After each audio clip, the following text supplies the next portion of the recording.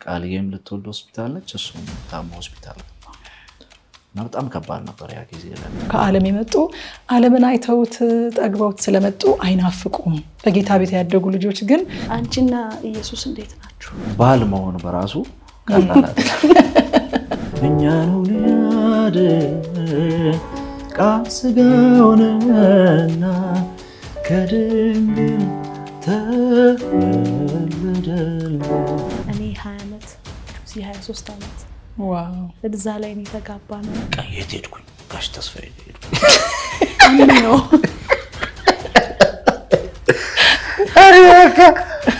ሰው ይገልኛል። በህይወቴ እንዳይዘው ገጥሞኛል። እኔ አራስ ቤት ሆኜ የእሱ አባት እንደዛ ተከባድ ሁኔታ ታሞ የኔ እናት ኮቪድ ተያዘች። እንኳን መጣህልኝ መንፈስ ቅዱስ እንኳን መጣህልኝ፣ እንኳን መጣህልኝ መንፈስ ቅዱስ እንኳን መጣህልኝ። ፓስተር ተስፋዬ ሸውዶ እኔ ማን አባቶች አልበል ክቡር ክቡር ዘላለም የምትኖር አምላካችን እግዚአብሔር። አሁን እንዴት ብዬ ወደ ቃል ልራመድ? በጣም የተናገርኩት ቃል ኪዳን ብሎ መንፈስ ቅዱስ አለ ማለት አይቻልም። አያፍርም ያመነ ኢየሱስ ያመነ አያፍርም ያመነ ኢየሱስ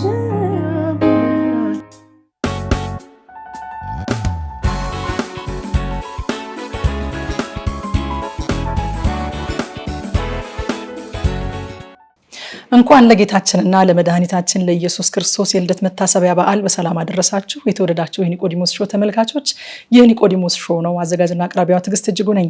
ይሄ ደግሞ ልዩ የበዓል ፕሮግራሜ ነው። በኤልሻዳይ ቴሌቪዥን እና በዩቲዩብ ቻናላችን በመላው ዓለም ሆናችሁ የምትከታተሉን ተመልካቾቻችን ሁሉ እንኳን አደረሳችሁ ማለት እወዳለሁ። ልዩ የበዓል እንግዳ ይዤላችሁ መጥቻለሁ። አብራችሁን ቆዩ። ወደ ተመልካቾች ዛሬ ልዩ የበዓል እንግዳ አድርጌ ያመጣሁላችሁ የጌታን ልደት በምናስብበት በዚህ ቀን በጣም የተወደዱ ለቤተክርስቲያን በረከት የሆኑ በዝማሬዎቻቸው በአገልግሎታቸው በጣም የባረኩን ጥንድ ዘማሪዎችን ነው ይዤላችሁ የመጣሁት።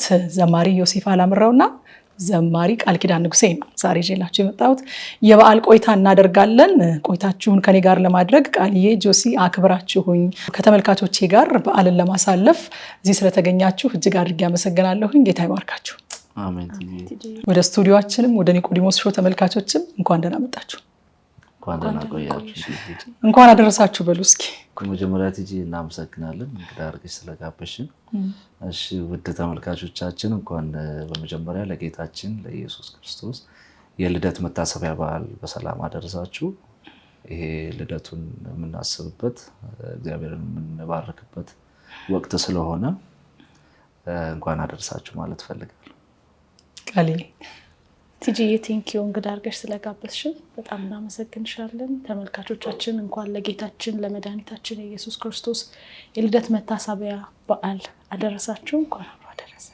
እንኳን አብሮ አደረሰን ብያለሁኝ። እኔም እንግዲህ ዘማሪዎች ናችሁ። ቅድም ራሱ እንደው ስትዘምሩ እየሰማሁኝ እንደዚህ ነው ኑሯችሁ ስታስቀኑ እያልኩኝ ነበርና ሁለታችሁንም ስናስብ በተለይም ደግሞ ስለ መንፈስ ቅዱስ እናስባለንና ስለዛ ዛሬ ብዙ እንጨዋወታለን ብዬ አምናለሁኝ። ደግሞ ያው ጥያቄ እንደሚጠይቅ ሰው ዝም ብዬ ታሪካችሁን ዞር ዞር እያልኩኝ ስመለከት ሁለታችሁም በጌታ ቤት ተወልዳችሁ ነው ያደጋችሁት አይደለ? ሌላ አይነት ካልቸር ሌላ አይነት እምነት አታውቁምና ቤታቸው ምን ይመስል ይሆን፣ በዓል አከባበራቸው ምን ይመስል ይሆን እያልኩ እያሰብኩ ነበረ። በዓል እንዴት ነው እናንተ ቤት? በምን አይነት ሁኔታ ነው የሚከበረው ጆሲ? በዓል እንግዲህ የተለየ እንትን የለውም። በእግዚአብሔር ቤት ውስጥ ነው ያደግነው። ያውም ደግሞ በአገልጋይ ፋሚሊ ቤት ውስጥ እንዳደገ ሰው የተለየ ነገር የለም። በዓል እንደ የእኛ ቤት በዓሉን የሚወስንልን የበዓሉ ምክንያት እንጂ መብላት መጠጣቱ እዛ አንዳንዴ እንደውም እናልፈዋለን። ምክንያቱም በአገልግሎት ስለምናሳልፍ የልደቱን ባለቤት ስናመልክ በቸርችም ህብረት እያደረግን ቅዱሳን ጋር ስለምናመሽ የምሽት ፕሮግራሞች ስለሚኖሩ በአገልግሎትም ስለምናሳልፍ አብዛኛውን ጊዜ ቸርች ነው የምናሳልፈው። ከዛ በኋላ ደግሞ ድካም ስለሚኖር በማረፍ ነው የምናሳልፈው። ከዛ በኋላ ደግሞ ፋሚሊ ጋር ባለችን ሰዓት ሄደን ከፋሚሊ ጋር ህብረት እናደርጋለን። የተለየ ፎከስ አድርገን ድግሱ ላይ ምን ላይ በዛ ትዝ አይለኝም። ብዙ ጊዜ እንደዛ ነው እኛ ቤት ብዙ ጊዜ የምናሳልፈው። ቃሌ ደግሞ በጌታ ቤት ተወልዶ ማደግ ብቻ ሳይሆን ቤተክርስቲያን ቅጥር ግቢ ውስጥ ነው ያደግኩት። ትሰማሽ? እንዴት ነበር? እስኪ አስተዳደግሽ ትንሽ ነገር ነገር። ቲጂ ኮተቤ ሙሉ ወንጌል ግቢ ውስጥ ነው ያደግኩት። ኮተቤ ሙሉ ወንጌል ኢትዮጵያ ሙሉ ወንጌል ነበር የምትባለው፣ ግን ኮተቤ ሙሉ ወንጌል ግቢ ውስጥ ነው ያደግኩት። ልጅነቴን እስከ 10 ዓመት ድረስ ከዛ ግቢ ውስጥ ነው ያደግኩትኝ እና ሌላ ካልቸር አላውቅም፣ ሌላ ላይፍ አላውቅም። ሲጸለይ ነው የማውቀው፣ ህብረት ሲደረግ ነው የማውቀው፣ በቸርች ውስጥ የሚደረጉ ስርዓቶች ሁሉ ሲደረጉ ነው። ያው ልጅነትሽን ቸርች ላይ አይደል? እንደዛ ነው ያሳለፍኩት። ዛሬ እንግዲህ የጌታ ልደት እያሰብን ነው፣ እየዘመርን ተመልካቾቻችንን የእናንተንም ባክግራውንድ እግዚአብሔር በእናንተ ህይወት ያደረገውን እናንተ ውስጥ ያስቀመጠውን ጸጋ እያካፈልን ነው አብረን የጌታ ልደት የምናስበውና እንደው ይሄንን የጌታ ልደት በምናስብበት ቀን ስለ ልደቱ አለመነጋገር የማይታሰብ ነውና የጌታ ልደት ስታስቡት ለእናንተ የሚሰጣችሁ ልዩ ትርጉም ምንድን ነው? ደስታ ነው የሚሰማን እውነት ለመናገር።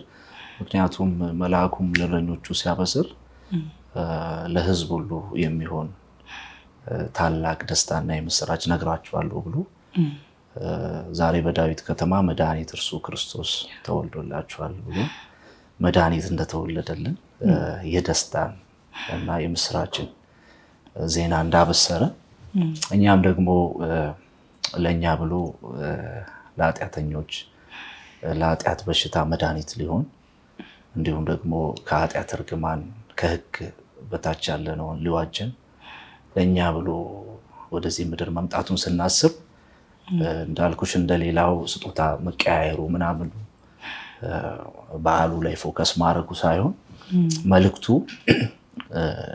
ለእኛ ብሎ ያደረገው ነገር ከእግዚአብሔር ጋር መተካከልን እኩል ሆኖ ሳለ የአብን ክብር ትቶ የሰውን የባህሪያን መልክ ይዞ መምጣቱን ስናስብ እሱ ነው የሚገርመን እና በጣም ለእኛ የህይወት ጉዳይ ስለሆነ የእግዚአብሔርን ፍቅር ያየንበት ነው። ለእኛ ትልቅ ትርጉም አለው። እውነት ነው። ቃሊስ ጆሲ እንዳለው ፍቅርን የተማርንበት ነው። እግዚአብሔር አንድያ ልጁን በሰው አምሳል ለእኛ የሰጠበት ነውና የፍቅር ስጦታችንን የተቀበልንበት በዓል ነው። ኃጢአታችንን በሙሉ ሊሸከም ኢየሱስ ወደ ምድር ሰው ሆኖ የመጣበት ነውና የሚቀል አይደለም። እውነት ነው።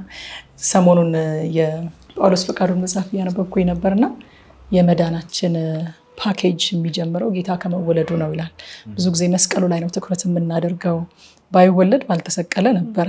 ጌታ ሰው የሆነበት አምላክ ሰው የሆነ ቀን እኮ ነው ትልቁ ውርደትና ይሄ በጣም የሚደነቅና ሁላችንም በእውነት ይህንን እያሰብን ስጦታውን ሳይሆን ወይንም ልዩ ልዩ የሆኑ ሴሌብሬሽኖችን ሳይሆን ይህንን እያሰብን የምናከብርበት እንዲሆን ለሁላችንም እግዚአብሔር ጸጋ ያብዛለን። እንግዲህ ቅድም እንዳልኩት በጌታ ቤት ነው ያደጋችሁ። ስለ ጆሲ አስተዳደግ ግን ትንሽ ነገር ብንሰማ ደስ ይለኛል። መጀመሪያ በአገልጋይ ቤተሰብ ውስጥ ነው ያደግኩት። የመጨረሻ ልጅ ነኝ።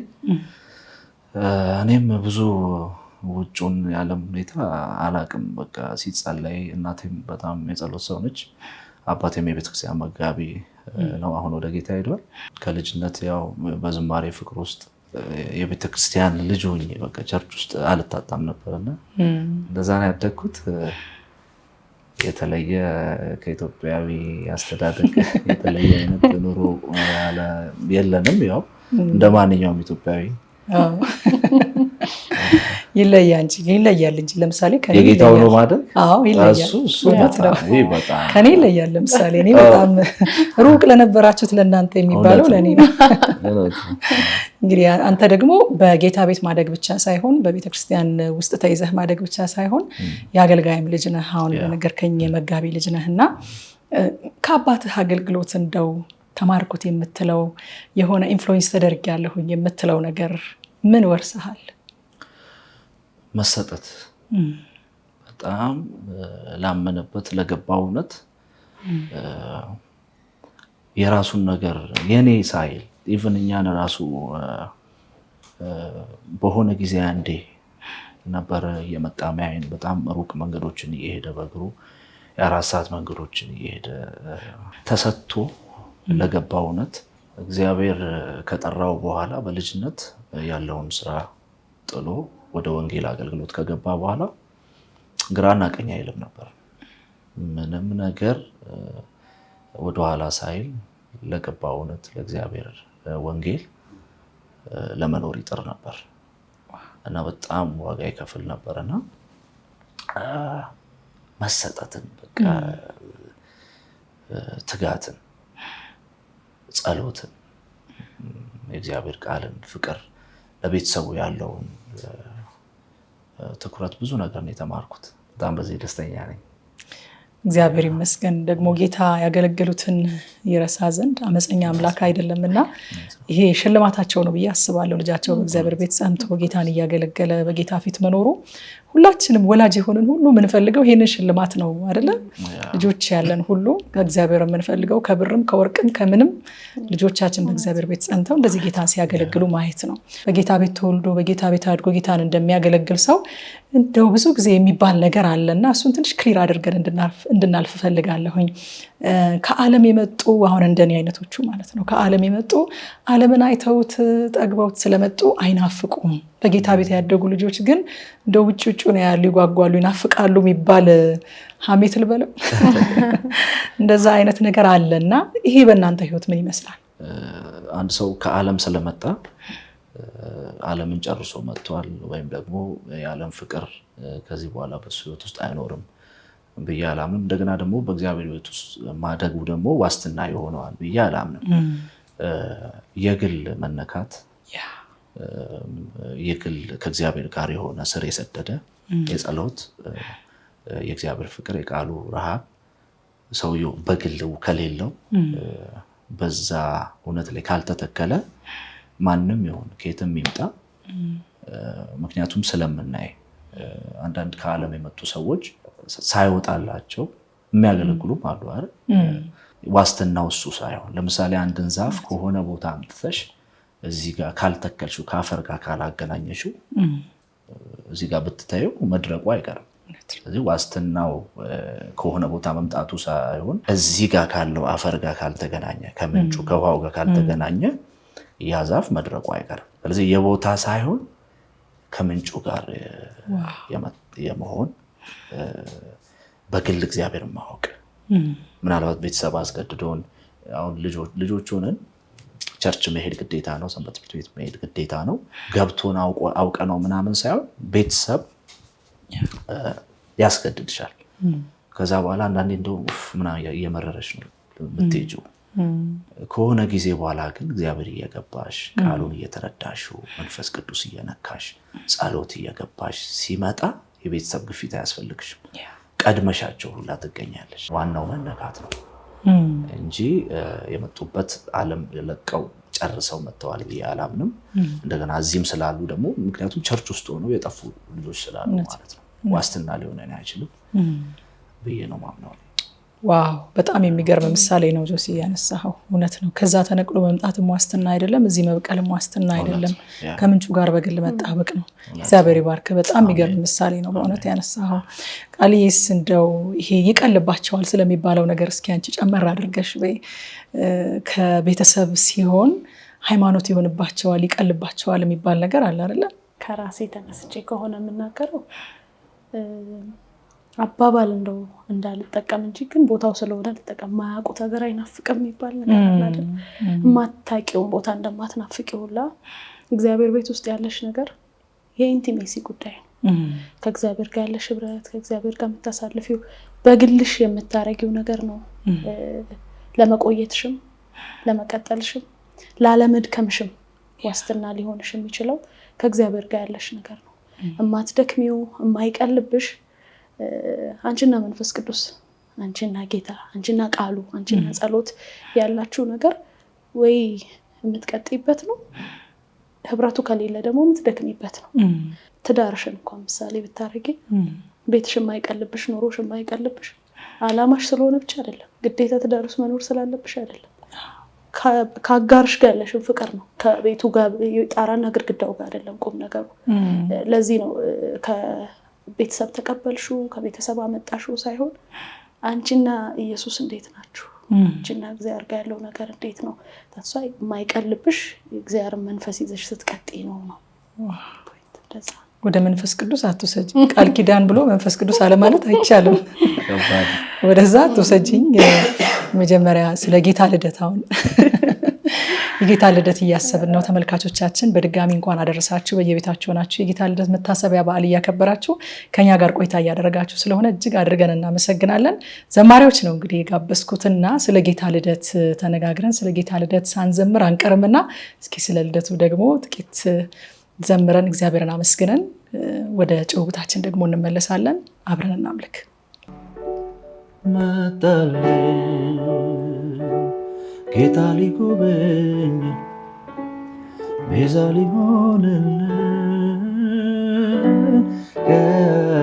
ከኃጢአት እኛኑ ሊያድን ቃል ሥጋ ሆነና ከድንግል ተወለደልን። መጣልን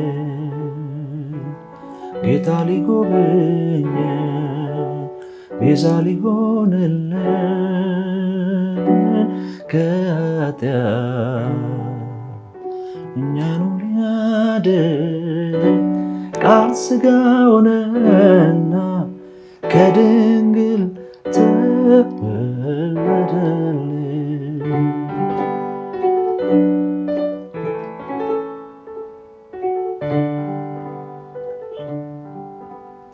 እንደ በደላችን አልተከፈለንም፣ ጌታ በሞቱ አልተገናኘንም።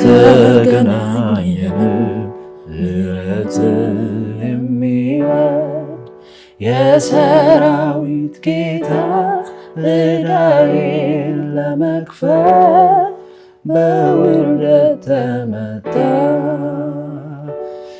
እንደ በደላችን አልተከፈለንም፣ ጌታ በሞቱ አልተገናኘንም።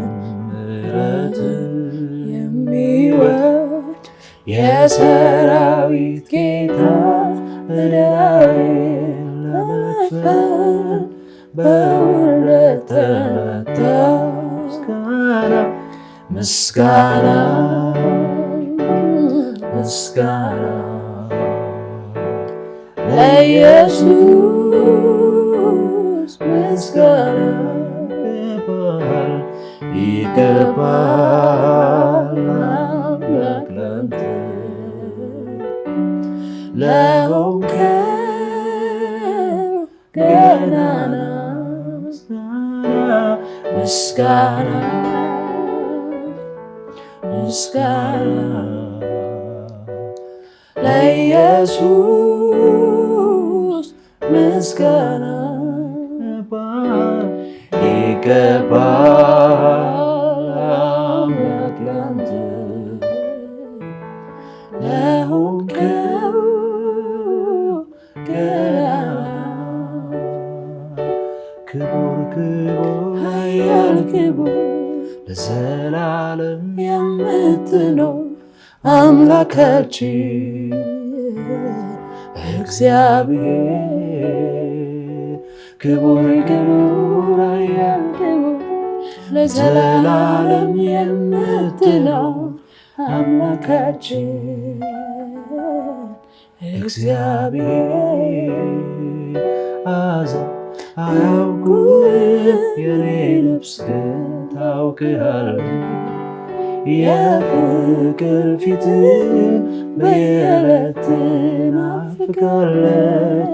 ያለ አባትነት መኖር ከቶ አይሆንለትም። መሳይ አጭበርባሪ ሁሉ ካንተ አይነጥላትም። ላመስግን ዛሬም ጌታ ስለማይነገር ቦታ ስለማይቆጠር ውለታ በእውነት አንተ ታማኝ ዘላለም ይወረስ ታላቅ ስም ዘላለም ይወረስ ታላቅ ስም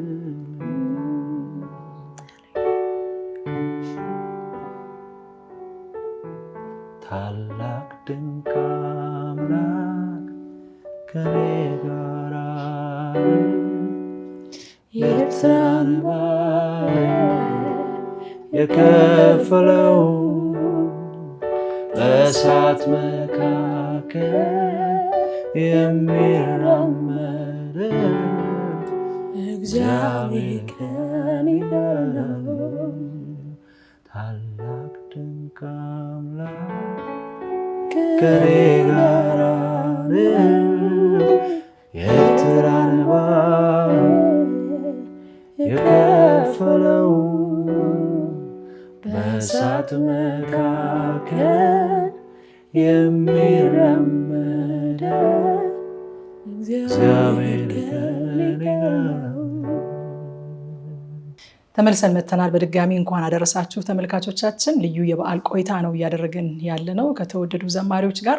በድጋሚ አብራችሁኝ እንድትቆዩ ግብዣይ ነው። ጌታ ይመስገን።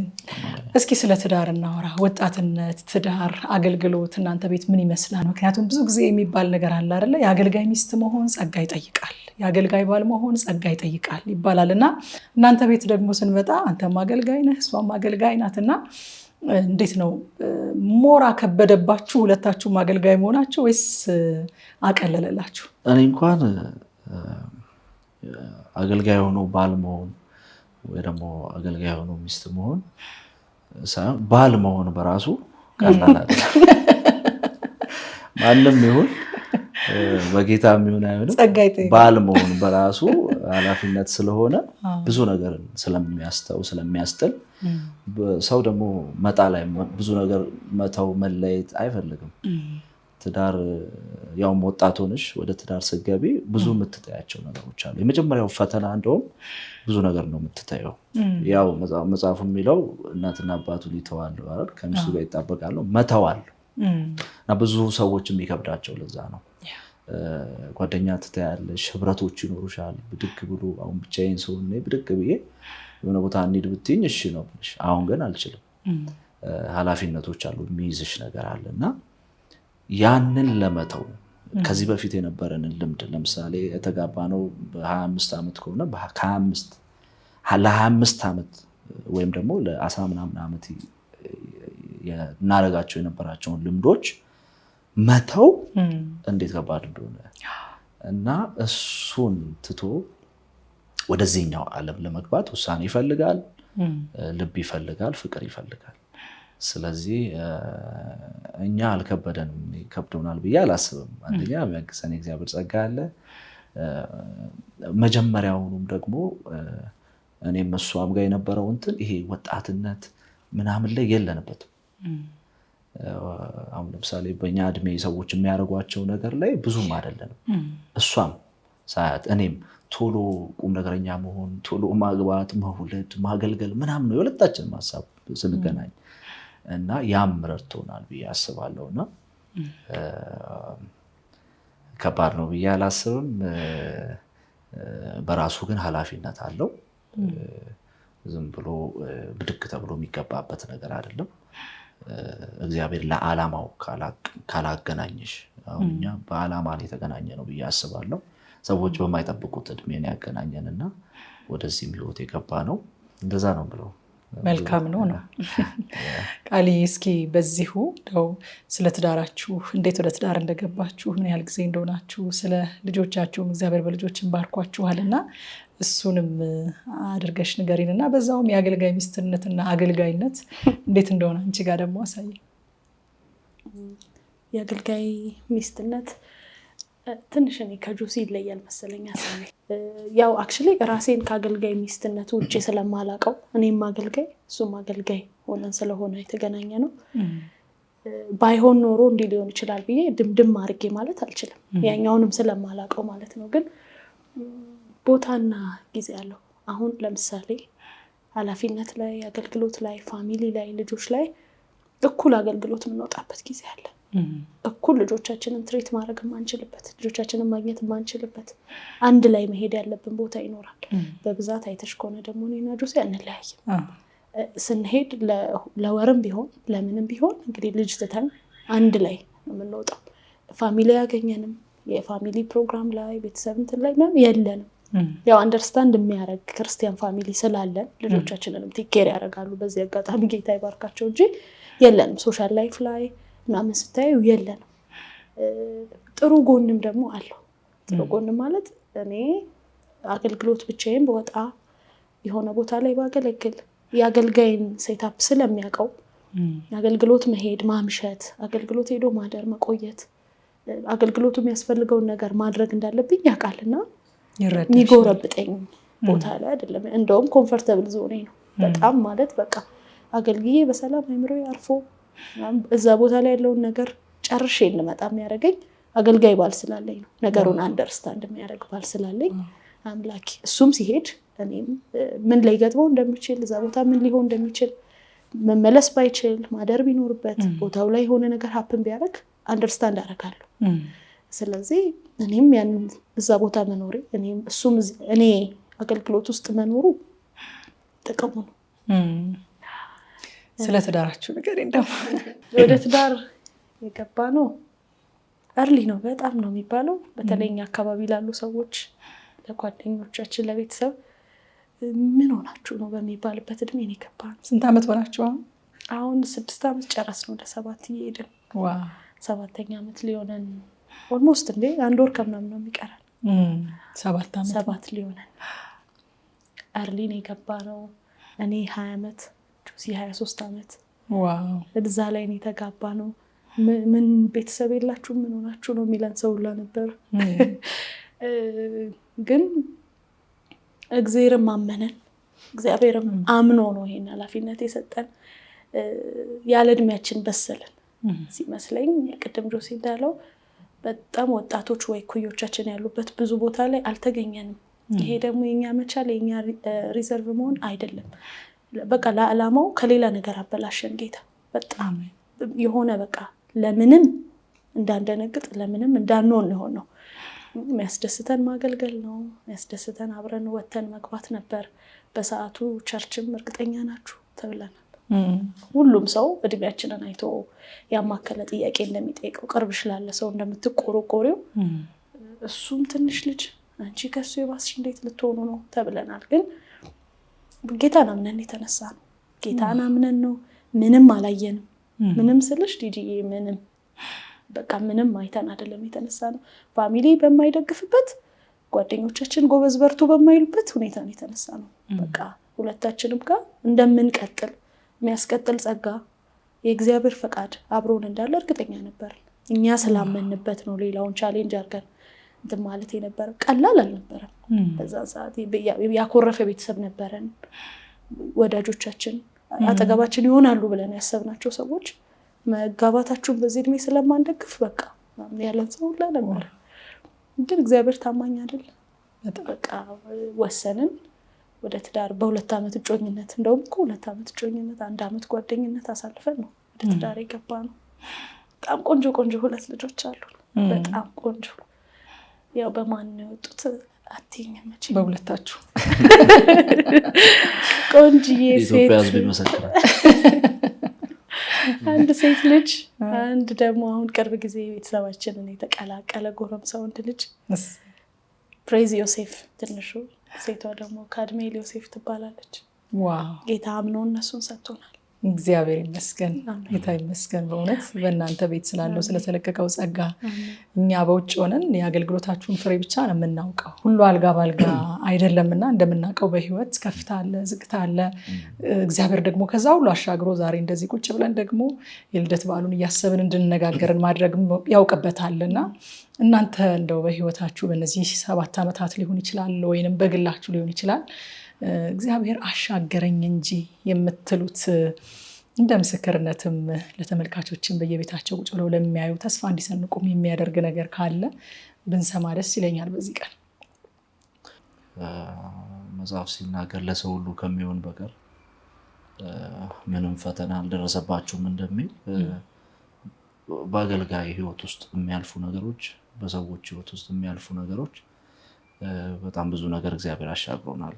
ማጣት ሊሆን ይችላል፣ በትዳር ከጀመርን በኋላ ሰዎችን ማጣት ሊሆን ይችላል፣ ገንዘብ ማጣት ሊሆን ይችላል። በብዙ አይነት ፈተና ውስጥ እናልፋለን። ቃልዬ ስትወልድ ብዙ ነገሮች እና የኔም አባት ወደ ጌታ ሲሄድ እንደውም በጣም ከበደኝ ብዬ እንደውም የምለው ልክ ትልቋ ልጃችን ስትወለድ የኔ አባት ድንገት ወድቆ ሆስፒታል ገባ። ቃልዬም ልትወልድ ሆስፒታል ነች፣ እሱም ታሞ ሆስፒታል ገባ እና በጣም ከባድ ነበር ያ ጊዜ ለኔ እንደ ቤተሰብ በጣም ከባድ ነው። አባቴ ነው ሆስፒታል መሆን አለብኝ፣ ደስታም አለ እዚህ ጋር ደስታና እንትን የተጋጨበት ነበርና ልደሰት ልዘን በቃ ግራ የሚያጋባ በጣም በዝምታ ውስጥ ያለፍኩባቸው ያልጠበቅነውም ነገር ማለት ምንም ያልሆነ አባታችን በቃ ግዙፍ ነው፣ ትልቅ ነው፣ የሚንቀሳቀስ ነው። ድንገት ታሞ ወድቆ እኔ ነኝ እንደውም እየተራመደ ሆስፒታል ገብቶ መውጣት እንደማይችል ሲነገረን በጣም ከባድ ነበር ያ ጊዜ እና ደግሞ ለእኛ እንደዚህ አይነት ነገር እንትኑ ልምዱ አልነበረኝም። ከቅርብ ሰው የሆነ ሰው ክሪቲካል ህመም ውስጥ ገብቶ ምናምን ለሞት የሚያደርስ ነገር ውስጥ እንትኑ አልነበረኝም። ከዛ ደግሞ ሮጣለሁ፣ እዚህ ጋር ደግሞ ልጅ ተወልዷል። በጣም መደሰትም ማዘንም አይቻልበት አይነት ሁኔታ ውስጥ ነበር ያለፍነው ያ ጊዜ። ኮቪድም ነበራል፣ ኮቪድ ነበረ። መጠጋጋትም አይቻልም፣ መነጋጋትም አይቻልም። በኋላ ግን ከተወሰነ ቀናት በኋላ አባቴን ላይ ሆስፒታል ስገባ ኦልሬዲ ዶክተሩ ለሱ 15 ቀን ነው የቀረቡት እንደሚሄድ ነገር። ከዛ በኋላ ሆስፒታል መሄድ ፈራው በቃ ሆስፒታል በሩ ላይ መድረስ ፈራውና እስቲል ያን ሆስፒታል ማለፍ ፈራለሁ። የመጀመሪያ ነው የቅርቤ የምለው ሰው ሲለየን በቃ እንደሚሄድ ገባኝ። አንድ ደስ የሚለኝ ያገለግልበት የነበረበትን ቸርች የሚገርምሽ በእግሩ ወረቀት እየያዘ ቸርቾች እየሄደ ገንዘብ እያሰባሰበ አብረውት ካሉ አገልጋዮች ጋር መሪዎች ጋር እንደዛ አድርጎ የእግዚአብሔር ቤቱ ቸርቹ ተሰርቶ አልቆ ነው እሱ ሆስፒታል የገባው። በቃ ለትውልድ የሚሆን ነገር አድርጎ በመሄዱ በጣም ደስታ ይሰማኛል፣ እኮራለሁ ስቲል። ግን ጊዜው ከባድ የምለው ጊዜ ለኛ ያ ጊዜ ነበር። እንዳልኩሽ ኮቪድ ነው፣ ብዙ ነገር አለ፣ ቸርቾች ተዘግተዋል። ሰውን የሚጠይቅበት ታይም አይደለም።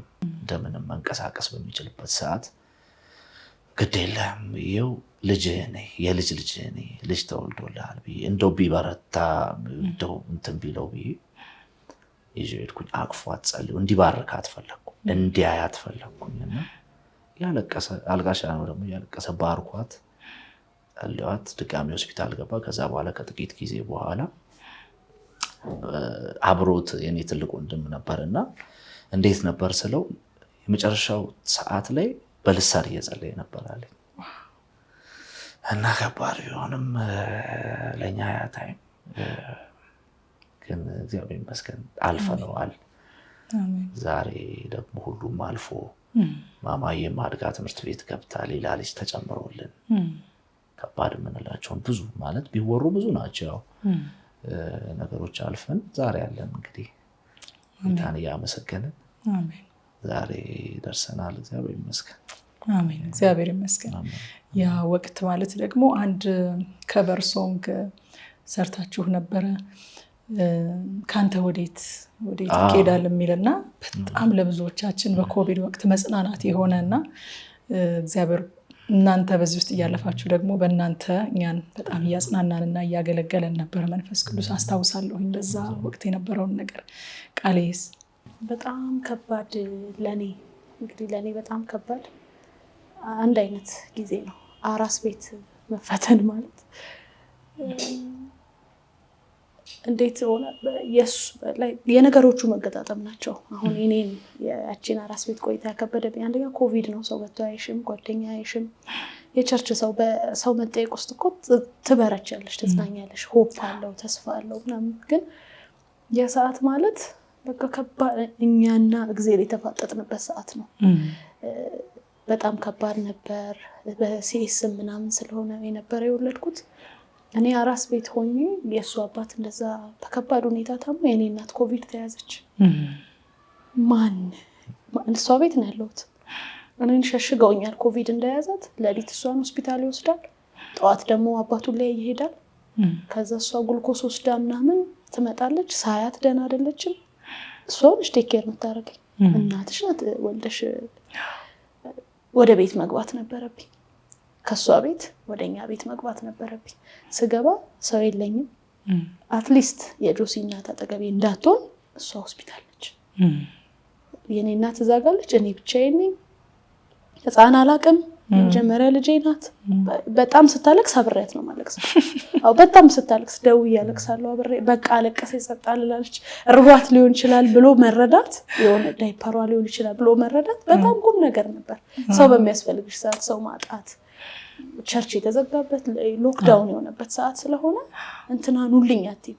ፕላስ ደግሞ እናቴ ኮቪድ ከያዛት ከዛ ቤት ነው የወጣሁት።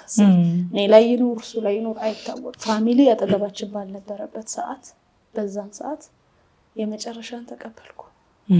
የመጨረሻ ከባድ ጊዜ ላይ የተቀበልኩት መዝሙር ምን አለ ካንተ በላይ ያስባለኝ መንፈስ ቅዱስ። በቃ እሷን እያየሁ እኔ ምን አለ እል ነበር ኮቪድ ላይ።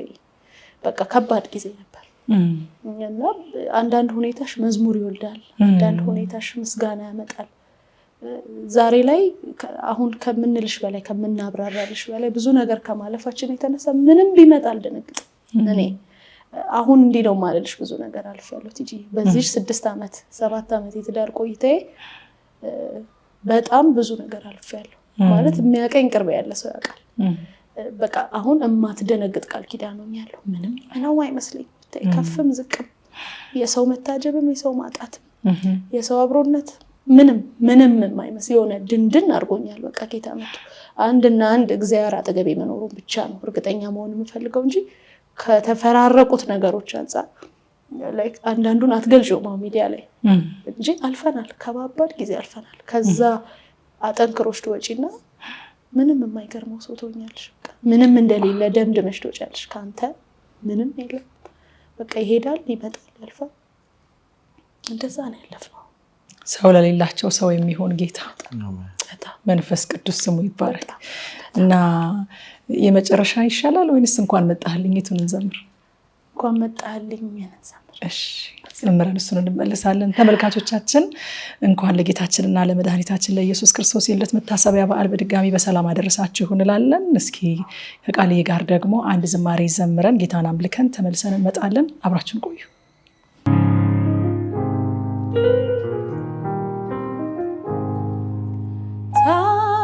ታደልኩ አንተን አወቅኩ አንተን አወቅኩ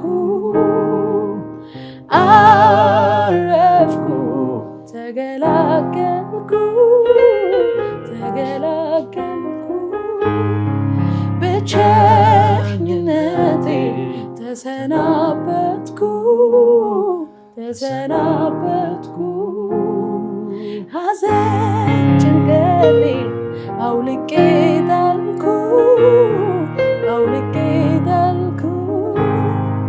መንፈስ ቅዱስ መንፈስ ቅዱስ መንፈስ ቅዱስ መንፈስ ቅዱስ መንፈስ ቅዱስ መንፈስ ቅዱስ መንፈስ ቅዱስ እንኳን መጣህልኝ መንፈስ ቅዱስ እንኳን መጣህልኝ እንኳን መጣህልኝ መንፈስ ቅዱስ እንኳን መጣህልኝ እንኳን እኔ ውስጥ ሆንክ መንፈስ ቅዱስ እንኳን እኔ ውስጥ ሆንክ እንኳን እኔ ውስጥ ሆንክ መንፈስ ቅዱስ እንኳን እኔ ውስጥ ሆንክ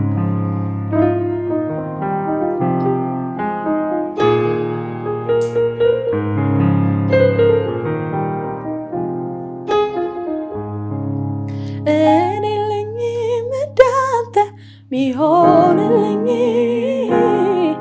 በእያንዳንዱ ነገሬ ውስጥ ያለልኝ አንተ የሕይወት ዓለሜ ውስጥ ስትገባ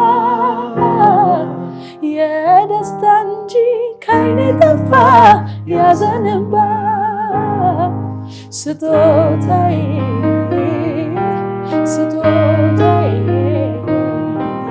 ስጦታዬ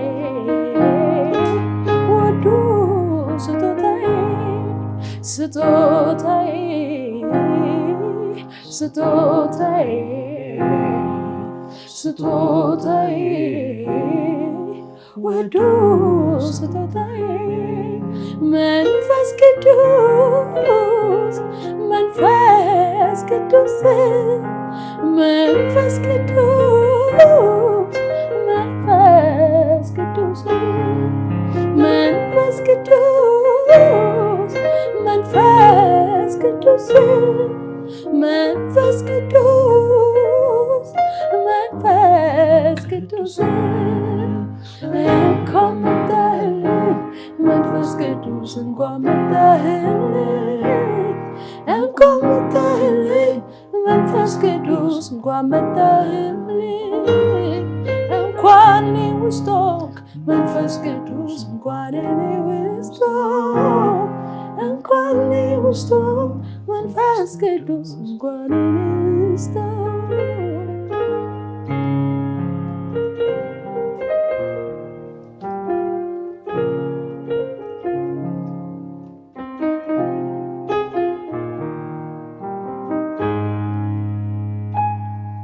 በሕይወቴ ካገኘሁት ውድ ነገር ከቶ ሊቀርብ ማይታሰብ ለውድድር ብቸኛና የመጨረሻ ደስታዬ መንፈስ ቅዱስ አንተ እኮ ነህ ስጦታዬ ስጦታዬ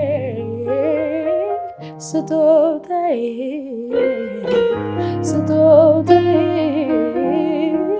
ውዱ ስጦታዬ ስጦታዬ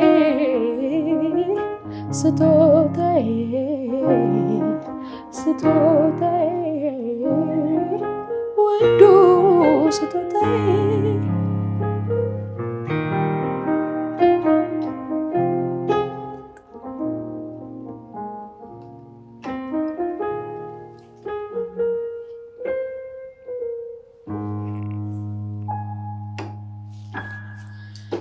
በድጋሚ ተመልሰን መጥተናል። እንኳን አደረሳችሁ ማለት እንወዳለን። አሁንም ከኛ ጋር ቆዩ። ቅድም እንግዲህ እግዚአብሔር ያሻገራችሁን ነገር አውርተን ተመልካቾቻችንም ስለእናንተ እግዚአብሔርን እንዳመሰገኑ አምናለሁኝ። እስኪ ደግሞ አሁን ትንሽ ፈገግ እናሰኛቸው። ፈገግ የሚያሰኝ አጋጣሚ ከበዓል ጋር የተያያዘ ወይ ከአገልግሎት ጋር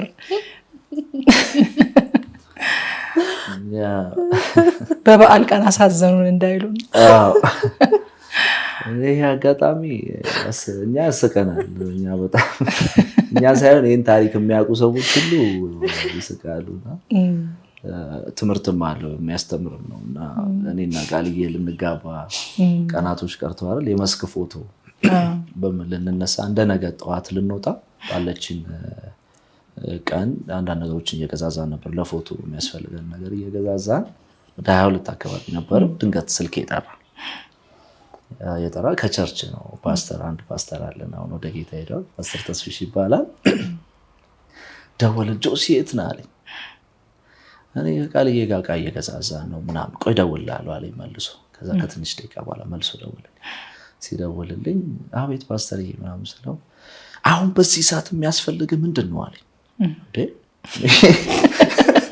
ምን የለም ገና በዛ እኛ ደግሞ ቤት ተከራይተን የቤት ዕቃ ራሱ ገና እንትን አላለም እና ሳስበው የቤት ዕቃ ሙሉ የቤት ዕቃ አልኩት። ለምን አሳነስ ለማን ምንድን ነው የሚያስፈልግ አባባሉ እና ምንም ከዛ አልኩት እሺ መልሼ እደውላለሁ። አሁን ከቢሮ ሌላ አንድ የተወደደች ታለች ጸሐፊ እንደገና ይደውላሉ። አሁንም ሲደውሉ ቤት ናችሁ? አሁኑ ነው ቸርች ነው አሉ። እና እዚህ ገርጂ ነበር ቸርቻችን። ቢሮ ይጠብቁናል። ምን ጨነቀን፣ በቃ ምን ተፈጥሮ ነው እኔ መሰለኝ በቃ ቸርች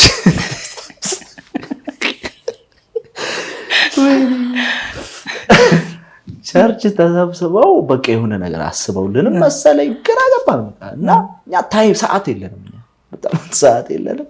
ማታ ደግሞ 11 ተኩል ላይ አገልግሎት አለኝ አንድ ቸርች። ስለዚህ ያለ በኋላ ቸርች በቃ ማርዬ በቃ ተይው በቃ ምናምን ቤት ተያይዘን የሆነ ነገር ጌታ አዘጋጅቶልን ነው ብለን ስንበር የት ሄድን? ቸርች ደረስን። ቢሮ ገባሁ። አንቺ መኪና ውስጥ ነበርሽ? አንቺ ቀረሽ? እኔ ገባሁ አይደል?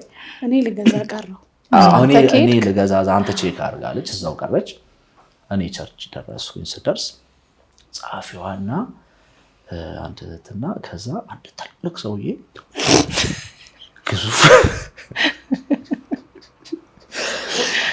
ግዙፍ ነው። እቺ ጠቅጠቋን ስልክ ይዟል። ኮንትራክተር ነኝ አለ።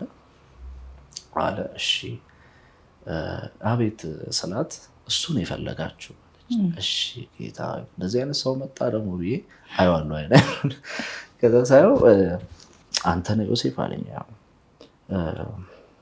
እግዚአብሔር አርግላቸው ያለኝ ነገር አለ ሲለኝ እግዚአብሔር ይባርክ በወሳኝ ሰዓት ነው የመጣው አልኩት። ስለው እኔን አትባርከኝ፣ እኔ አይደለሁም አምላክህን ባርክ ምናምን አለኝ። አስደነግጥሽ ትውጡ ሊባርከኝ ማለት ትውጡ በጣም ትውጡ ከዛ በኋላ መጨረሻ ላይ አሁን እኔን እና እሱን ትተውን አለና ሸኛቸው።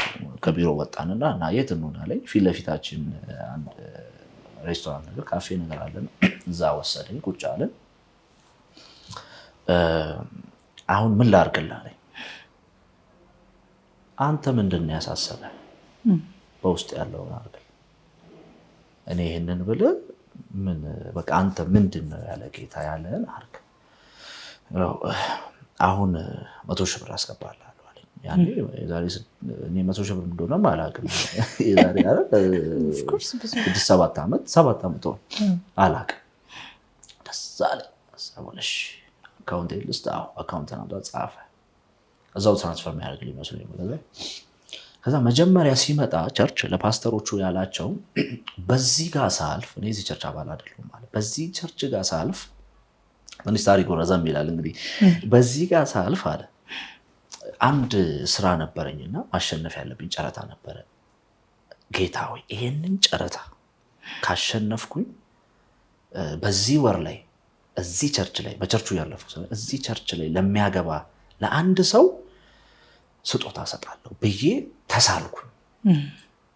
ስለዚህ ስለቴን ልፈጽም ነው የመጣሁት ነው ያላቸው። ለፓስተርም ለጻፊዎቹ እዛ ለነበሩት ለቸርች ልጆች ስለዚህ ስለቱን ሊፈጽም ነው። በቃ ሁሉም አምነውታል፣ እኔም አምኜዋለሁ። በቃ ሄድኩኝ። መጨረሻ ላይ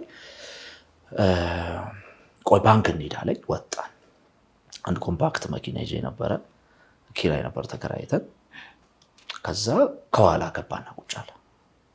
እንደዚህ ብዬ ሳየው አትረበሽ፣ እኔ በሹፌር ስለሚሄድ ሁሉ ጊዜ ከኋላ ነው የምቀመጠው፣ እኔ ከፊት መቀመጥ አልወድም ሲለኝ በቃ ያመንሽው ነው የምትሄጂው ካሉ ጫማው በቃ ትክክለኛ ኮንትራክተር ነው ይመስል ጠቅ አስሬ ነው የሚደውለው። ሰራተኞቹ እንዴት ሆኑ ይላል፣ የማይለው ነገር የለም በቃ። እና ከዛ ደግሞ በመሀል ሳቅ ይላል። ምን አለኝ በጣም የሸወደኝ እኔ ማለት እኔ እንትን ያልኩት አባታችን ፓስተር ተስፋዬ ጋቢሶ ምን እንዳለኝ ታውቃለህ አለ።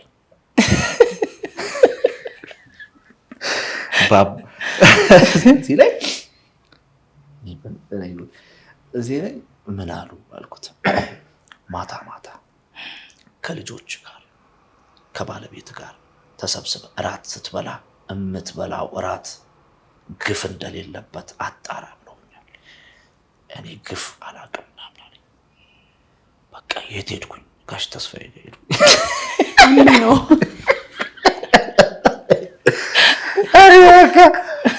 ሰው ይገለኛል። በህይወቴ እንዳይዘው ገጥሞኝ አያውቅም። ባንክ እንሄዳለን። መጨረሻ ላይ ወደ ባንክ ሄድን። ገርጂ አካባቢ እንደዚህ ዞር ብለን ነው ገርጂ ጋር ባንክ ገባ። ልግባለ ገባ። ጠብቀዋለሁ። ሰዓታችን እየሄደ ነው፣ እየመሸ ነው። መግዛት አለ ፕሮግራም ሰዓት እየደረሰ ነው። ከዛ ገባና ቆይቶ ወጣ። ሲስተም አስቸገራቸው ብዙ ብር ስለማስተላልፍልን ምናምን አለ። እሺ በቃ ትሁት አለኝ። እሺ ከዛ በኋላ ወዴት ነው? መገናኛ ጋር ባንክ የለም እንዴ ሲሉ አፍራንሲስ ነው ምናምን የሚባል ሆቴል ነበርና እዛ ጋር አለ። ስለዚህ እሷ በመሀል ትደውላለች። ቸርች ያሉ አረ ቆዩ እስቲ ተረጋጉ እላለሁ። ፓስተር ይደውላል። ፓስተር ምንም የለም ተበቀሉ አለው። በጣም ስለሚወዱን ለኛ የሆነ ነገር በቃ ፈልገዋል እነሱና ተደስተዋል ከኛ በላይ። በቃ ብዙ ስልክ ነው የሚደውሉት። መጨረሻ ላይ እዛ ፍራንሲስ ሆቴል ገባን። ምን አለ እየሄድን በቃ ቆይ ለሰራተኞች እንዲከፍል የላኩትን 100,000 ብር ይዞት እንዲመጣ አድርግ፣ እየመሸም ስለሆነ ይዞት ይምጣ ብሎ ሹፌር ጋር ብሎ እንግዲህ ደወለ። እንዴት ነው ምናምን አለው። አሁን ለሰራተኞች ክፈል ያልኩን ብር አሁኑኑ ይዘው መገናኛ ና ቶሎ በል፣ እየመሸም ስለሆነ መኪናውን ይዘህ ቶሎ ና ይለዋል። አለቃ ግዴታ መከፈል አለበት ምናምን ይላል። በጣም የተጠና ነው ይላል። ግድ የለም ከዛ መቅደም ያለበት የእግዚአብሔር ስራ አለ ምናምን ይለዋል። ከዛ እሺ በቃ አንተ እንዳልክ ነገ እንከፍላቸዋለን አለ። በቃ ሰውየውን መጠበቅ ጀመረን። አሁን የት ባንክም ተውን ፍራንሲስ ሆቴል አንደኛ ላይ ቁጭ ብለን ማኪያቶ እየጠጣን ከዛ ቃልዬ ተናዳለች። ውስጧ እሷ በጣም ጠርጣራ ነች። እኔ ብዙ ጊዜ በዚህ አጋጣሚ ያለችው ነው የሚሆነው። ምሳሌ አንድ የእግዚአብሔር ሰው የባል ነቢይ ሚስት ነች፣ በእውነት ነው። ለምሳሌ መነጽሩን ቁጭ አድርግ ጥላው ትመጣለህ ካለች ጥየው ነው የምመጣው።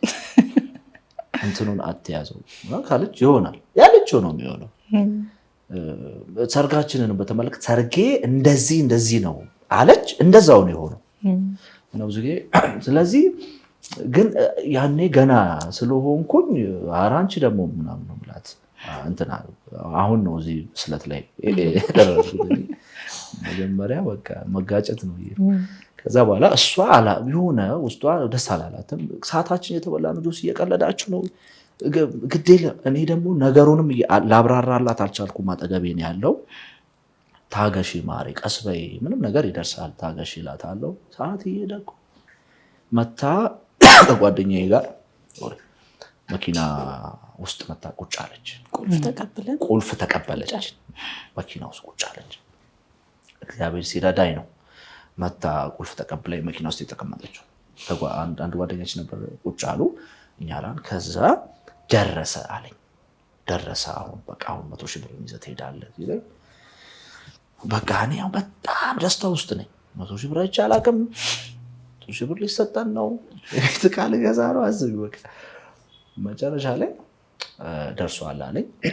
ምንም ቁጭ አለና 100,000 ብሩን ከሚነካ አበላለሁ ሹፌሬና 1,500 ብር አለ አለኝ። ሰጥቼው ልምጣሉ ውረድ 1,700 ብር አለ አለኝ። 100,000 ብር ሊሰጠኝ ነው። 1,700 መጣሁ መኪና ውስጥ አለ ማለት 1,700 ብር ለምን ለእኛ ያኔ 1,700 ብር 2,000 ብር ማለት በጣም ብዙ ነው ለእኛ ብዙ። በቃ ተቀበለ። ለምን እሷ በቃ ተነገር ለምንድን ነው አለች። አንቺ ደግሞ ቆይ ሰርፕራይዝም ላደርጋት ነው እኔ 100,000 ብር ይዤ ላስደነግጣት። ከዛ መጀመሪያ ላይ አወሰድ ለምን ልክ ስወርድ 2000 አድርገዋል። እሺ ብዬ 2000 በሰላም ይዤ ከዛ ሰጠሁት። መጣሁ በቀጠቆኛልና ወረደ። ልክ ደረጃውን ሲወርድ ይሄ ነገር ብዬ ውስጤ የሆነ ነካው። ልክት ነገር አልኩ። ውስጤ ደነገጠ። ይሄ ነገር ውሸት ቢሆንስ አልኩኝና ወዲያው ደወልኩለት። ይሄው መኪናው ጋር ደርሻለሁ መጣሁ አለኝ። ከዛ አሁን ቃልም ወዲያው ደግሞ ቃል ጋር ደወልኩ። የሆነ ወፍራም ሰውዬ በአይን ተከታተሉት ምናምን የሆነ ጠርጠር ነገር አለ ውስጤ። ከዛ እኔም ወረድኩ። ወርጄ የለም ይሰለብ መሬት ይዋጣው የለም ደረጃ ነው ሌላ በር የለውም አንድ የለም እንዲህ ብሮት የለም። ከዛ ደወልኩለት መጣ ያልኩህ እኮ ምናምን ሲለኝ ተሸወድኩ። ከዛ በቃ ምን ሰዓት ተረድቷል 2000 አሁን እንዴት ብዬ ወደ ቃል ልራመድ? በጣም የተናገርኩት መኪናው ሲመጣ ሊሸውደን እንደሆነ ማለት እንዴት እንደተንተን እንዳልኩ አላማው መኪና 2000 ብር አይደለም ይዞት የነበረ እግዚአብሔር ሲረዳን መኪናውን አይቷል። እሱ በቃ አይቶናል፣ ያቀናል፣ ቸርች ያቀናል፣ ማስታወቂያ ተነግሯል ከሳምንት በፊት ማን እንደሚያገባ። በዚህ አጋጣሚ ትምህርት ለብሶ ሰው የመጣ ሰው ከዛ አውቋል፣ ያቀናል። የሆነ ኮምፓክት መኪና እየነዳው እንደሆነ ያውቃል። መኪና ሊወስድ ነው የመጣው ሰው። መኪናውን 2003 ይጠይቆኛል። የማን ነው መኪናው ምናምን ብሎኛል። አንድ እህታችንን ለሰርግ ነው የተቀበልናት ምናምን። ከዛ ይስቃል። ከዛ እግዚአብሔር ሲል መጣ ቁልፍ ብላ መኪና ውስጥ መቀመጧ ነው ሀሳቡን ያስቀየረው እንጂ አሁን በዛ ሰዓት አንድ መኪናን እዚህ ጋር ድርሼ ቢላይ ሰጠዋለሁ፣ አምኜዋለሁ። ለምን በይ ብር ሊያመጣ ነው። ከፓስተር ነው የጀመረው መሸወድ። እንዴ አሁን እኮ ይኸውልሽ ፊልም ነው የሚመስለው። ሙሉ ቀን የፈጀ ታሪክ እኮ ነው። አሁን ስንደቂቃ ይሆናል። ሙሉ ቀን የፈጀ ፓስተር ደውሎ እንዴትም ልትጠራጠሪ ወጪ የፈለገ መንፈሳዊ ሰው ብትሆኚ አለ ሰው ሲዩ ስታዩ ታምኛለሽ። በቃ የሚያሳምነኝ ሰው ኮንትራክተር ነው ይመስል። ከዛ በጣም ያሳቀኝ ዋናው ፓስተራችን በነጋታው ነው የደወለው። ደወለልኝ እና ደወለና አታ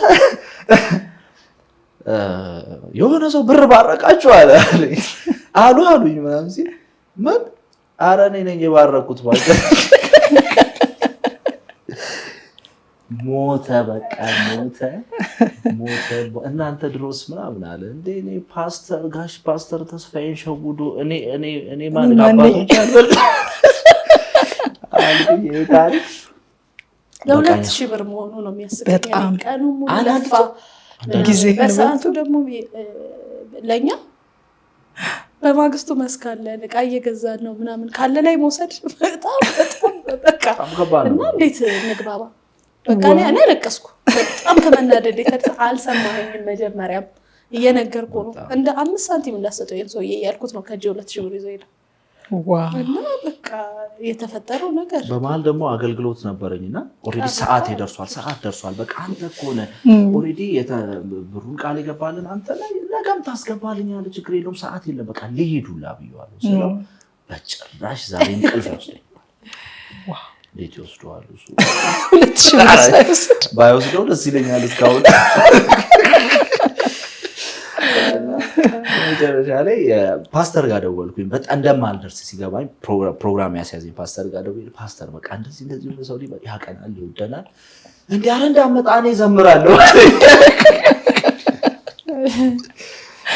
መጨረሻ ላይ ለካ የሁሉ ነገር የተቀናጨ እንትን እና በጣም ነው የሚያስቀኛ። ሁሌ የሚያዝናናን በቃ ሁሌ ባሰብን ቁጥር ያስቀናል። የሰው ትጋት በጣም ለበጎ ነገር ቢጠቀሙ የሚገርምሽ። ከዛ በኋላ ከአመታት በኋላ ሰሚት ጋር አየሁት። ሰውዬው በእውነት ሰሚት ጋር አየሁትና ባጃጅ ውስጥ ነበር እንደዚህ መኪና እንደዚህ ስታጠፍ እኔ ዞሬ ስመጣ በቃ ሰውዬው ይሰለባል። እኔ ማለት በቃ እውነት ስልብ አለ እንዲያችን ይዞ የለም ነበረኛ የገጠመን። በጣም ደስ ይላል። አስተማሪ ነው። እውነት ነው። ተመልካቾች በዓል እያከበሩ እንደዚህ ፈገግ እያሉ እየተማሩ እውነት ነው። መልካም አስባለሁ ብሎ የመጣ ሰው ሁሉ መልካም ያስባል ማለት አይደለም። ግን ጌታ መቼም የልጅነታችሁ አምላክ ያገለግላችሁት አምላክ ከትልቅ ድንጋጤ ደግሞ ጠብቋችኋል። መኪናውን ቢሆን እንደዛ ያደረገው በጣም ትልቅ አስደንጋጭ ነገር ነበር የሚሆነው። እግዚአብሔር ይመስገን። እንኳን አደረሳችሁ ተመልካቾቻችን። በድጋሚ ልዩ የበዓል ቆይታ ነው እያደረግን ያለነው። እነዚህን ጥንድ ዘማሪዎች እጅግ በጣም የተወደዱ ወጣት ባለትዳሮች ጋብዘን ከነሱ ጋር ነው ቆይታ እያደረግን ያለነው። በድጋሚ አብራችሁን እንድትቆዩ ግብዣይ ነው። ዝማሬን እንግዲህ እናንተን ስናስብ ዝማሬን አብረን እናስባለን። በተለይም ደግሞ ስለ መንፈስ ቅዱስ ሁለታችሁም ትዘምራላችሁ። ቃልዬ ደግሞ እንደው የመንፈስ ቅዱስ ፕሮግራም አንድ ጊዜ ሲዘጋጅ የበዓለ ሃምሳን አስመልክቶ አንድ ፕሮግራም ሲዘጋጅ ዘማሪ ማን ይጋበዝ ሲባል እንዴ መጀመሪያ ቃልን ያዙልኝ የተባለውና በዚህ ፕሮግራም ላይ እሷ ካልዘመረች ማን ይዘምራል እስከሚባል ድረስና መንፈስ ቅዱስ በእናንተ ቤት ያለው ከህይወታችሁ ጋር ያለው ነገርስ ምን ይመስላል? በዘማሪያችሁ በጣም እናውቀዋለን፣ በአገልግሎታችሁ እናውቀዋለን። በህይወታችሁ፣ በቤታችሁ፣ በግል ከእናንተ ጋር ያለው ነገርስ ምን ይመስላል? እስኪ ሼር አድርጉን። ከቃልዬ ልጀምር። ቲጂ መንፈስ ቅዱስ ተብሎ ለመመለስ ማትችው ወይ እንዲህ ብዬ እመልሳለሁ ማትዩ ጥያቄ ማለት እኔና መንፈስ ቅዱስ ያለንበት ነው። የሚገርምሽ ያው መፈለግንም ማድረግንም እሱ አይደለ እኛ ውስጥ የሚያደርገው የት ጋ ረሃብ ውስጥ እንደጨመረ በቃ በእርግጥ አውቀዋለሁ። የሆነ የተነካሁባትን ሞመንት አውቃታለሁ፣ ግን እንደዛ እንደሆንኩኝ አስተውዬው አላውቅም። በጣም ሴንሲቲቭ ነኝ። በጣም ለመንፈስ ቅዱስ ነገር ሴንሲቲቭ ነኝ። በጣም ሪል ነው እኔ ጋር የሚገርምሽ፣ በጣም ሪል ነው። አሁን እንዲህ ደስ ይለኝ ነበረ፣ እንዲህ ነው ብዬ በመልስልሽ ደስ ይለኝ ነበረ፣ ግን መናገር ማትችው አይነት ነገር የለም። በቃ በጣም ረሃብተኛ ነኝ። እሱ ያው እኔ ፈልጌ ያደረኩት ነገር አይደለም። በቃ ጌታ ሊጠቀም ወደደ፣ እኔ ላይ ሊሰራ ወደደ። ትንሽነቴን ደካማነቴን መጠቀም ወደደና በራሱ ልክ ረሃብ ውስጥ ያስቀምጧል። በልኩ ነው ያለው እኔ ውስጥ ያለው ነገር። በቃ እሱ ጋር እስከምደርስ የማልረካበት አገኘሁት በቃ የማልልበት በቃ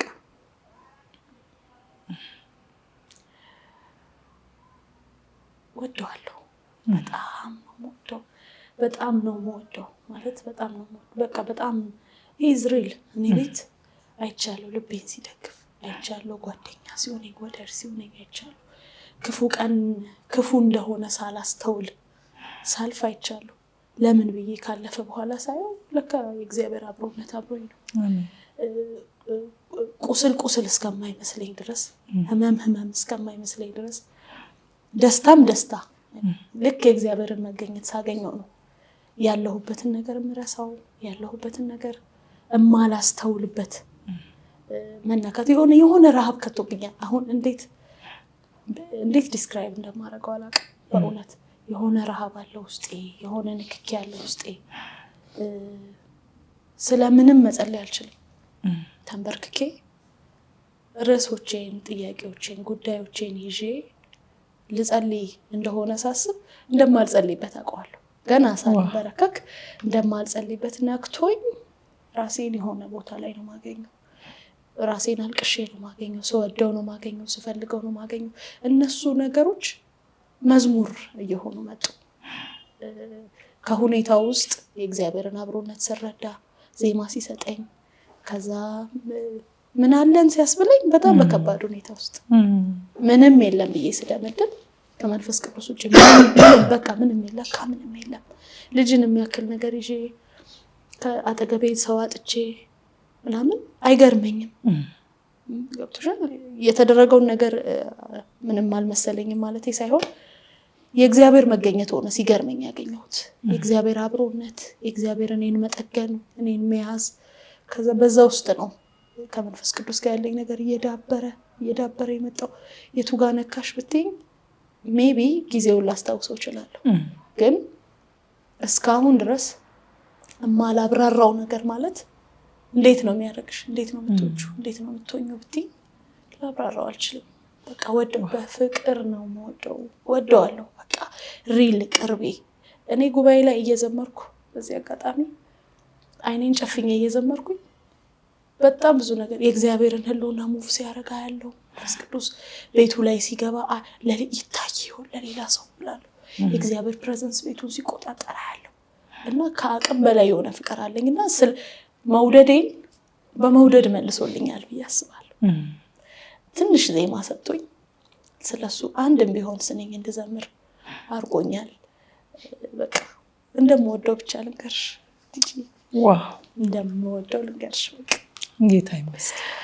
ጆሲም እስኪ ጨምረህም እንደው ዝማሬም ስለምትቀበሉበት መንገድ በተለይም ደግሞ አሁን ሁለታችሁም ዘማሪ ከመሆናችሁ ጋር ተያይዞ ቤታችሁን አስበዋለሁና ቅድም እንዳልኩት በቃ እንዴት ደስ የሚያሰኝ ከመንፈስ ቅዱስ ጋር ያለ ህብረት እንደሚኖር አስባለሁኝና ከዛ ጋር አያይዘህ ዝማሬ ከምትቀበሉበት መንገድም ጋር ስለ መንፈስ ቅዱስ እስኪ ንገር።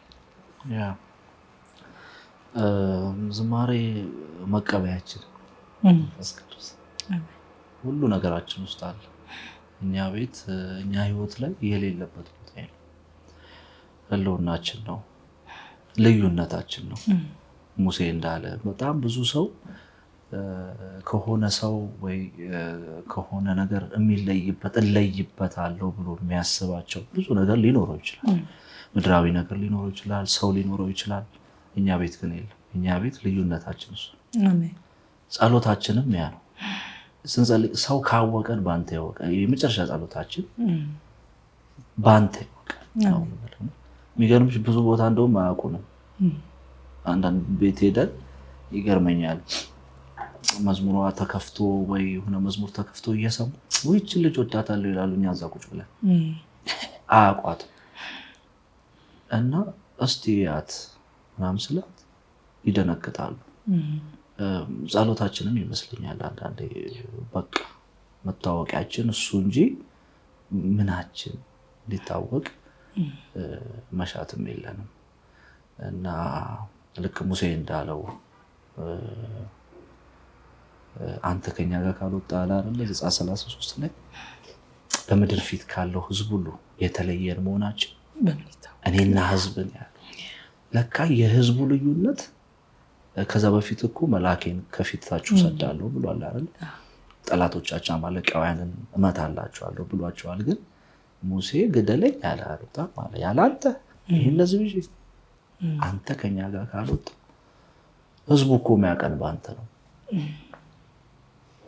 ህዝቡ እኛን ሲያየው አንተን ነው፣ ድል መንሻችን ነው እኮ እና እኛም ቤት እንደዛ ነው ልዩነታችን። ሌላ ምንም የለም። ምን አለ እና ሌላ በጣም የሚገርመኝ አስታራቂያችን ይገርመኛል። እና ሁለታችንም ተጋጭተን ቤት ውስጥ ያው ባለትዳር ስትሆኚ በዚሁ አጋጣሚ አልጋ ባልጋ ምና 50 ዓመት ኢዮቤልዩ ላይ ምንም እስከ ዛሬ አልተጣላንም የሚሉ ሰዎች አላውቅም እንግዲህ ስለጣሉ ይችላል። ግን በጣም ብዙ ጊዜ ነው የምንጋጨው።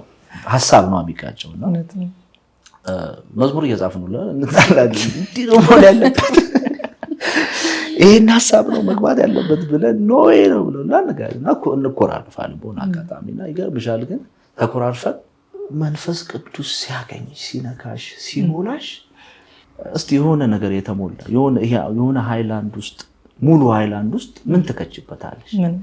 ሰው በመንፈስ ቅዱስ ሲሞላ በነገር መሞላት አይችልም፣ በክፋት መሞላት አይችልም፣ በጠብ መሞላት አይችልም። እና ስለዚህ እኛ ቤት መንፈስ ቅዱስ ሁሉ ነገራችን ነው፣ አስታራቂያችን ነው፣ መግባቢያችን ነው። እኔ ባይዘው ከሰው ጋር መግባባት አልችልም። ሰው የሚለኝም አይገባኝም። ያርሉና ካልተሰማኝ በቃ ብዙ ነገር ነው የሚከብደኝ። እንዳልሽው መዝሙር አቀባበላችሁ ላልሽው ደግሞ ከመነካት ውስጥ ነው ብዙ ጊዜ መዝሙር እየጸለይን ወይ እግዚአብሔርን ቃል እየሰማን እያጠናን ህብረት ውስጥ ቸርች ውስጥ እየተካፈልን ስነካ ወዲያው መዝሙር ይሆናል ይመስለኛል። ሰባኪም ሲነካው የስብከት ነው የሚያደርገው፣ እኛ ደግሞ መዝሙር ነው የምናደርገው። ከዛ በኋላ ግን ቁጭ ብለን ደግሞ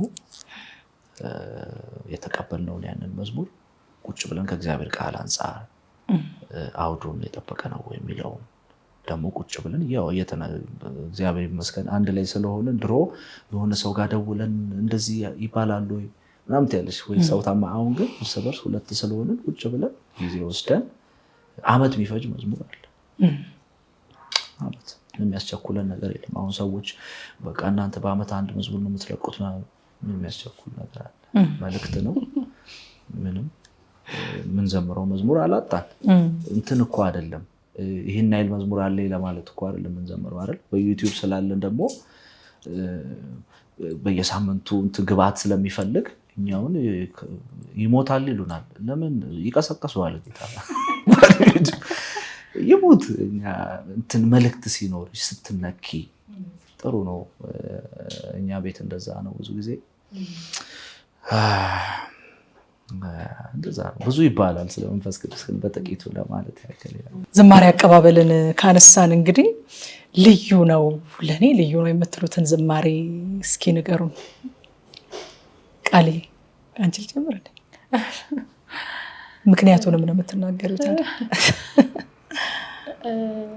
እንዳልኩሽ ቅድም ማበላለጥ ይከብደኛል። ይሄ ይበልጣል ማለት ይከብደኛል። ስለ መንፈስ ቅዱስ ያሉ መዝሙሮቼ አዳቸዋለሁ በጣም ገና አላልኩም ብዬ ነው ማስበው። ገና አልጀመረም። ውስጤ ያለው ነገር አልተገለጸም ገና ግን ወዳቸዋለሁ። እንደ ቤቴ ግን እንደ ትዳሬ እንዳለፍንበት የቤታችሁ መዝሙር ፌቨራይታችሁ ብትይኝ ግን አታሳፍርም። የኛ ቤት መዝሙር ነው። የነበርንበትም ሁኔታ ስለሆነ ነበሩ ይሳቁ ነበሩ እና ያለን ያሉ በአንተ መታመናችንን እንደ ዘበት ያዩ ይሄ እኛ ቤት ውስጥ የነበረው ነገር ስለሆነ በእግዚአብሔር መታመን ምን እንደሆነ እግዚአብሔር ራሱ በተግባር ያሳየበት ስለሆነ መዝሙር አድርጎ ሲሰጠን ደግሞ አዎ በቃ ይሄ እኛ ቤት መዝሙር ነው ብለን ነው ያወጣነው። እንግዲህ የተባረከበት መልእክት የሆነለት ሰው አለ ብለን እናምናለን እና አታሳፍርምን እንወደዋለን። ጆሲስ ያንተም ፌቨራይት እሱ ነው? አዎ በተለየ ሁኔታ በጣም ብዙ ድምጾች ነበሩ እኛ ህይወት ላይ እና የሰውም ያጋንንትም የቤተሰብም እስቲ እናያለን። እግዚአብሔር አምኖብሽ ሰው ያምንብሽ ማለት ነው። ያው ሰው ውጤት ነው የሚያየው። የሆነ ቦታ ደርሰናል ማለት ሳይሆን አሁንም ገና በጣም ብዙ እንደሚቀርበት ሰው ነው የምንኖረው የምናገለግለው። ግን በጣም ብዙ ቤት ውስጥ ያለ ድምጽ ነው። እኛ ትዳር ስንጀምርም የት ይደርሳል እስቲ እናያለን። የሆነ ነገር መዝሙርም ስትሰሪ ግበላው ነው ሚሉ ድምጾች ከሰውም ካጋንንት። አንድ አገልጋይ ሴጣን ብቻውን ይምጣብኝ ብሏል አሉ። ከሰው ጋር ይምጣብኝ አልችለው ማለት ሴጣን ብቻውን ይምጣብኝ ብሏል አሉና ያለበርኩም ሲሰበክ የነገሩኝ ሰዎች ናቸውና አሁን ሴጣን ብቻውን አይመጣም ከሰው ጋር ከወንድም ጋር ምናምን ነው የሚመጣውና ከወዳጅ ጋር ይመጣል። እንዲህ ወዳውን በማጠብቂው መንገድ ብዙ ከእግዚአብሔር ሐሳብ እግዚአብሔር ካየልሽ እንትን ወደ ኋላ ሊጎትትሽ ብዙ ድምጾችን ያጮው ነበር እኛ ቤትና አንድ ቀን ቁጭ ብዬ ነው አይደል ቁጭ ሳሉ ነበርች ቁጭ ብለን ይሄንን ሐሳብ እናወራ ነበርና እኛ ደግሞ እግዚአብሔር ስናስበው ከዚህ ሁሉ ድምጽ በላይ አላሳፈረንም አሳልፎናልና በቃ ጸለይኩኝ አንድ ቀን አላሳፈርከንም አታሳፍርም በሚል ቃል መዝሙር ፈልጋለሁ ብዬ ጸለይኩ።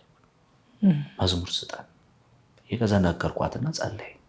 ከዛ ብዙ አልቆየንም መጨረሻ ላይ ይሄ መዝሙር ወደ ልባችን መጣ። እርስ በርስ አንዱን እሷ ስትል አንዱን እኔ ስል እንደዚህ መዝሙር ሆነ እና በቃ እኛ ለሰው አይደለም የጀመርነው ሰው እንዲሰማው በቃ የሆነ ቤት ከተነካ ይነካ ብለን ግን እኛ ቤት ውስጥ ለመስማት ነው የሰራነው መዝሙር። ጌታን ልናመሰግንበት አላሳፈርከን አልፈነዋል ብዙ ነገር የሰው ድምጽ አላስቆመንም እና ብለን እግዚአብሔር ይሄንን መዝሙር ሰጠን። ደግሞ ለካ እንደዚህ አይነት ድምጾች ይታከላቸው ነበሩ። ለካ ብዙ ሰዎች ነበሩ፣ ተጋሩ፣ እግዚአብሔርን አመሰገኑበት እና መልካም አረገልን። እንደዛ ነበር። ለኔም ልዩ ምለው መዝሙር ይሄ ነው። ካፌ አይጠፋም። መኪና ውስጥም የሆነ ነገርም ሳልፍ መንገድም ሲሄድ ምናምን በቃ ሁሌ አታሳፍርም እያልኩ ነው የምሄደውና አገልግሎት ልገባ ስል አታሳፍረኝም አምናለሁ እያልኩ ነው የምገባው። ይቆምልኛል። አሜን። በቃ ቢሮ ስገባ እንደዛ በቃ የሆነ ኤምባሲ ስገባ እንደዛ እና አየሁት ደግሞ ቃሉን እና መጽሐፍም እንደሚል በእርሱ የሚያምን ሁሉ አይደለም እርሱ የሚያምን በእርሱ እመኝ እንጂ እንደ ሰው አይደለም። እሱ የሚያምን አያፍርም እኮ ነው። ፊቱ ደግሞ አያሳፍርም። አሜን። እኔ እንደው የሰውን ፊት 10 ጊዜ ከምንጠና አንዴ የእግዚአብሔርን ፊት ብንጠና ቃሉም ስለሚል አፍረን አናውቅም፣ ወደፊትም አናፍር። መታመኛችን እግዚአብሔር መጽሐፍ በእርሱ የሚያምን እንደሚል ማለት ነው። በእግዚአብሔር የታመነ እምነቱ እግዚአብሔር ላይ የሆነ ሰው። በጣም ብዙ ሰዎች እምነታቸው ሰው ላይ ነው፣ ዘመድ ላይ ነው፣ ጊዜው ላይ ነው። መጽሐፍ እምነቱ እግዚአብሔር የሆነ ሰው ምስጉን ነው ይልና በውሃ ፈሳሽ ዳር እንደተተከለ ዛፍ ፍሬዋን ሁሉ ጊዜ እንደምትሰጥ ክረምት ቢሆን በጋ ቢሆን ሙቀት ቢሆን ዝናብ ቢሆን እንደማይጠወልግ ይላል፣ ዛፍ ይሆናል ይላል። እና እንደዛ ነው ይሆናልን እኛ። ዋው ክብር ለእግዚአብሔር። አሜን። የብዙዎችን እምነት እንዳነቃቃችሁ አምናለሁ። በእውነት እኔ ራሴ ልቤ ዘለለ። መዝሙሩንም በጣም ነው የምወደው፣ በጣም ነው የተጽናናውበት፣ የታነጽኩበት። ደግሞ አሁን እየተናገርክ የበለጠ ደግሞ ስለ መዝሙሩ ሞር ተረዳሁኝና ሳንዘምረው ብንቀር ግን ይወቅሱናል። በዚህ ዝማሬ እግዚአብሔርን አምልከን እንመለሳለን። አብራችን ቆዩ።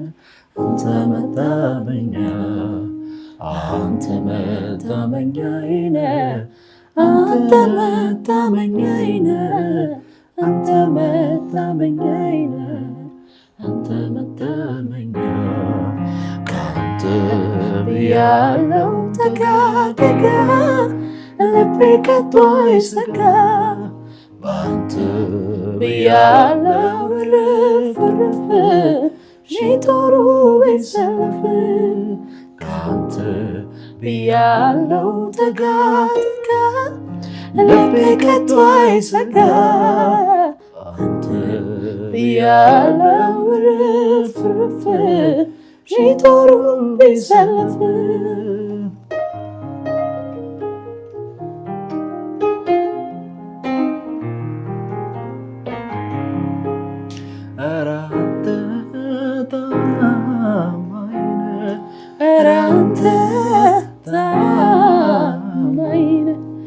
የማንም ባለዕዳ አይደለም ስትሰራ የሚሳንህ የለም። የማንም ባለዕዳ አይደለም ስትሰራ የሚሳንህ የለም። ኧረ አንተ ታማኝ ነህ፣ ኧረ አንተ ታማኝ ነህ። የማንም ባለዕዳ አይደለም ስትሰራ የሚሳንህ የለም። የማንም ባለዕዳ አይደለም ስትሰራ የሚሳንህ የለም። ታማኝ ነህ፣ ታማኝ ነህ፣ ታማኝ ታማኝ ታማኝ ታማኝ ታማኝ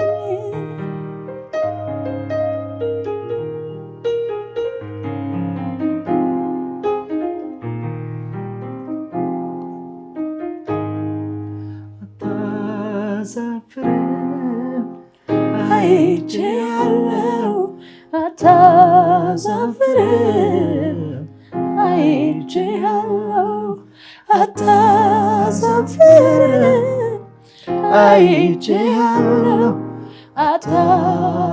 አታሳፍርም አይቼሃለሁ የከሰረ ማን አለ ኢየሱስ ያለ የወደቀ ማን አለ ኢየሱስ ያለ የወደቀ ማን አለ ኢየሱስ ያለ የወደቀ ማን አለ ኢየሱስ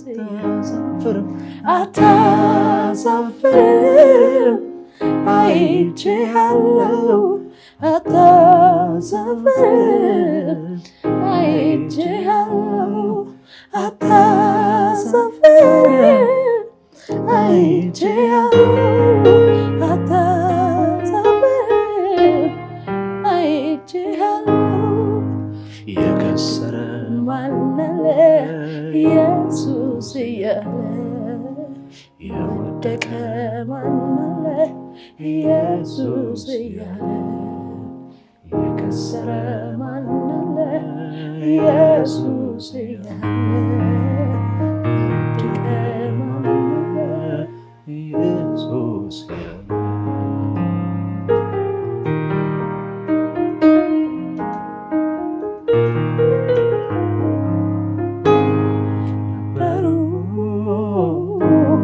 የሳቁ ነበሩ እናያለን ያሉ በአንተ መታመንን ደሰነት ሊያዩ ያመነ አያፍርም ይላልና ቃል ይኸው አትርፌያለሁ አንተን አንተን ስል ያመነ አያፍርም ያመነ ኢየሱስን ያመነ አያፍርም ያመነ ኢየሱስን ያመነ አያፍርም ያመነ ኢየሱስን ያመነ አያፍርም ያመነ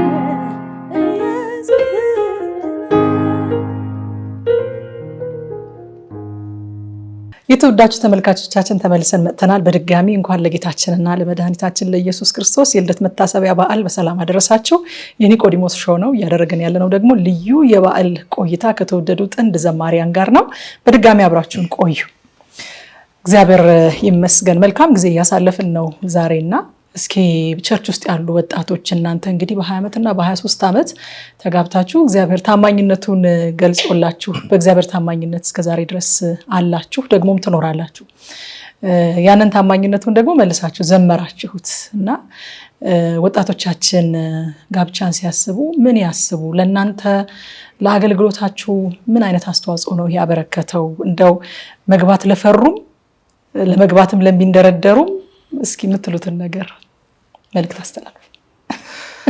እንደው ቲጂ ባይንደረደሩ ዘለው ቢገቡ ከተንደረደሩ አይገቡ። መንደርደር ካለው ማሰብ እና ካሰብሽ ደግሞ ካንቺ አቅም በላይ ከደመር ከቀነስክ አይሞላም እና ጌታ ይሞላዋል ብለው ዘለው ቢገቡ ባይነኝ ባይንደረደሩ ባይነኝ እንደው እንትን ነው የመጀመሪያ ያላገቡ ሰዎች የሚወዱትን ነው ማግባት ያለባቸው። የሚወዱትን ሰው ማለት በዚህ ሰዓት በጣም ብዙ ሰው ብዙ ነገር ነው የሚወዱ ቁስ የሚወዱትን ሰው ብሎ የሚወዱትን ሰው ነው ማግባት ያለባቸው። መጽሐፍ ቅዱስም እኮ ይደግፋል። በጌታ ይሁን እንጂ የወደደችውን ታግባ ይላል። ምክንያቱም ከማትወጁ ሰው ጋር መውጫ የለውም አቋራጭ የለውም። ስለዚህ ከማትወጁ ሰው ጋር የምትወጁውን ቁስ አቅፈሽ ከባድ እና የሚወዱትና የሚያፈቅሩትን ሰው ቢያገቡ ሌላው ነገር ይጨመራልም ስለሚል ስለሚከተል እኛ አይተናል። እውነት ለመናገር ስንጋባ አካውንታችን ውስጥ 8 ሺህ ብር ነበር። 9 ሺህ ብር አንዴ ጥሩ ነው እንደውም 1 ሺህ ብር ተጨመረ በእውነት የነበረው እና እግዚአብሔር ግን አላሳፈረንም እና ረድቶናል። ሰዎች ሰጥቶናል። ያልጠበቅነው ደጅ ከፍቶልናል እና ምክንያቱም የሱ ህይወት ይሁን እንጂ ዓላማው የሱ ይሁን የእግዚአብሔር ፈቃድ ይሁን እንጂ እግዚአብሔር እንደው የሚባል የለም በሰርግና በምንድን ነው አይጨክንም። በሰርግና በኮንፈረንስ ግን እውነት ነው። ይሄ አሁን አይገባኝም አባባል ነበር የሚመስለው ግን አይቼዋለሁ። እኔ ዛሬ ነው የሰማሁት። በኮንፈረንስ አይደለም ነው እውነት እኮ የሰርጊ ሰሞን ነው የሰማሁት። አልጨከነብንም ብቻ በሰርግና በሆነ ነገር ብቻ ይባላል ግን እውነት ነው። አባባል ይመስል ብዙ ሰው ነው የሚለው ትልልቅ ሰዎች እና አባባል ይመስለኛል ግን እሱ ነው አንድ። ሁለተኛ እዚህ ምድር ላይ እኮ የማይፈራ ነገር ምን አለ? ሁሉም ነገር እኮ ያስፈራል። ላጤም ሆነ ያስፈራል። አንዱን መድፈር ነው እና አሁን ደግሞ በጣም ብዙ ሰው ፈሪ ሆኗል። ህይወትን ለመጀመር ይፈራል፣ ስራ ለመጀመር ይፈራል። ግን ሰው ላይ ጥገኛ ለመሆን አይፈራም። የቱ ነው የሚያስፈራው? እና አንዱን ፍርሃት ሰብሮ የእግዚአብሔርን ህይወት ደፍሮ መኖር መቻሉ ትልቅ ነገር ነው ብዬ ነው የማስበው። ግን ስለ ትዳር ብዙ ጊዜ እኛ 6-7 ዓመታችን ነው እና 50 እኔ አሁን ስለ ትዳር ሰውን ስመክር ያሳቅቀኛል። 50 ዓመት 30-40 ዓመት የኖሩ አባቶች ባሉበት ቦታ እኛ የናይልም ማለት እንደው ትንጥ የገባችንን ለማለት እንጂ እኛ መመከር ያለብን ሰዎች ነንና እንደዛ ስንል አንዳንድ ሰዎች የታይተውት ነው እንዳይሉ ነው ማለት ልክም ነው። እኛ ከኛ የተሻለ የኖሩ አባቶቻችን አሉ፣ እናቶቻችን አሉ፣ ትልቅ ሰዎች አሉና ከነሱ ሞር ብንሰማት ጥሩ ነው። እንደው ትንሽ ግን እችን ለማለት ያክል ነው። አይ እኔ በበኩሌ ከእናንተ መስማት አለብን ብዬ ነው የማምነው። ምክንያቱም አንዳንድ ጊዜ የዛሬ 40 ዓመት የዛሬ 50 ዓመት የተጋቡ አባቶቻችንና እናቶቻችን ሲናገሩ የኛን ዘመን አንደርስታንድ አያደርጉትም፣ የኛን እድሜ አንደርስታንድ አያደርጉትም። በዚህ ዘመን ቢሆን እንደዚህ አያደርጉም ነበር እነሱ የሚባል ነገር አለና እኛን የሚመስል ሰው በእኛ እድሜ ያለ ሰው ሲመክረን ከኛ እንደው በልጣለው ማለቱ ሳይሆን እሱ መንገዱን ከጀመረው በዚህ ዘመን ነውና የጀመረው የሱም ለኛ ኤክስፒሪየንሻል የሆነ ዕውቀት ይሰጠናል ብዬ ስለማምን እንደናንተ ወጣቶች የሆኑ ምናልባትም ከአባቶች ምክር ይልቅ የናንተ ሊሆን ይችላል የሚገባቸው የሚያዩት ነገር ይፈልጋሉ። እግዚአብሔር ይታመናል። በዚህም ዘመን ለካ እግዚአብሔርን አምኖ የእግዚአብሔርን ፈቃድ ጠይቆ ወደ ትዳር ቢገባ እግዚአብሔር ቤትን ይሰራል ብለው እንዲያምኑ ይሆናቸዋል ብዬ አስባለሁና ደግሞ ሁላችንም እድሜያችን ሳይሆን መንፈስ ቅዱስ እኮ ነው ጥበባችን አይደለ? ክብራችን እሱ ነው፣ ዕውቀታችን እሱ ነውና እግዚአብሔር በእናንተ ቤት ያደረገውን ነገር እኔ በጣም አከብራለሁኝ። ከእናንተ ህይወት ተመልካቾችም እኔም ብዙ የምንታነጽበት የምንማርበት ነገር እንዳለ አምናለሁ። ስለዚህ ቃልዬ ፊል ፍሪ ልልሽ ነው። ትዳር የሚባል አባባል አለ ማለት አግቢ እንጂ እድሜሽ ሄደ አግባ እንጂ ምን ትጠብቃለህ እና የሚባልበት ነገር አይደለም። እኔ ሁሌም ለጓደኞቼ ቅርቤ ላሉ ለእህቶቼ የምለው ቃል ኪዳን 20 ዓመት ስላገባች ቸኮለች ወይ አንቺ እስካሁን ስላላገባሽ ዘገየሽ ማለት አይደለም። የእግዚአብሔር ጊዜ ነው ወይ በቃ እግዚአብሔር ሰዓት ነው ወይ እግዚአብሔር ሐሳብ አለበት ወይ እዛ ትዳር ውስጥ።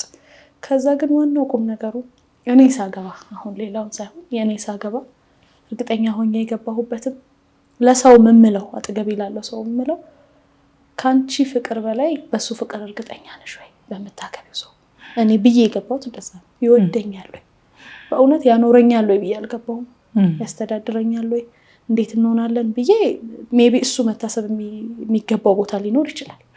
ልክ አይደለም ማለት ሳይሆን በጆሲ ፍቅር እርግጠኛ ሆኜ ነው የገባሁት። አዎ እኔ ከማፈቅረው በላይ ያፈቅረኛል ብዬ ነው የገባሁት። እዚህ ተቋም ውስጥ ነው የታረም ነው የሚባለው የተሰራራ ነው። ስህተት የለም አልልሽም፣ መድከም የለም መበርታት ብቻ ነው ልልሽ አልችልም። እያንዳንዱን ነገር ግን እድሜያችንን ታሳቢነት ባረገ መልኩ በፍቅራችን ልክ በእግዚአብሔር ሐሳብ ልክ እግዚአብሔር እያስቀጠለን ነው ያለነውና ወጣቱን ምን ትያለሽ ብትይኝ በትክክለኛው ጊዜ ላይ እናንተ ጋር ካለው ሰው ጋር እውነተኛ ፍቅር አለ ወይ? ተወጂዋለሽ ተወደዋለህ ወይ? ማለት ከሴቷ የወንዱ ፍቅር ይብለጥ ቢባለውን አባባል እኔ እቀበለዋለሁ። እንደሚያፈቅረኝ በጣም እርግጠኛ ሆኜ ነው የገባሁት። ከኔ በላይ ያፈቅረኛል ብዬ ያየሁባቸው መንገዶች ነበሩ።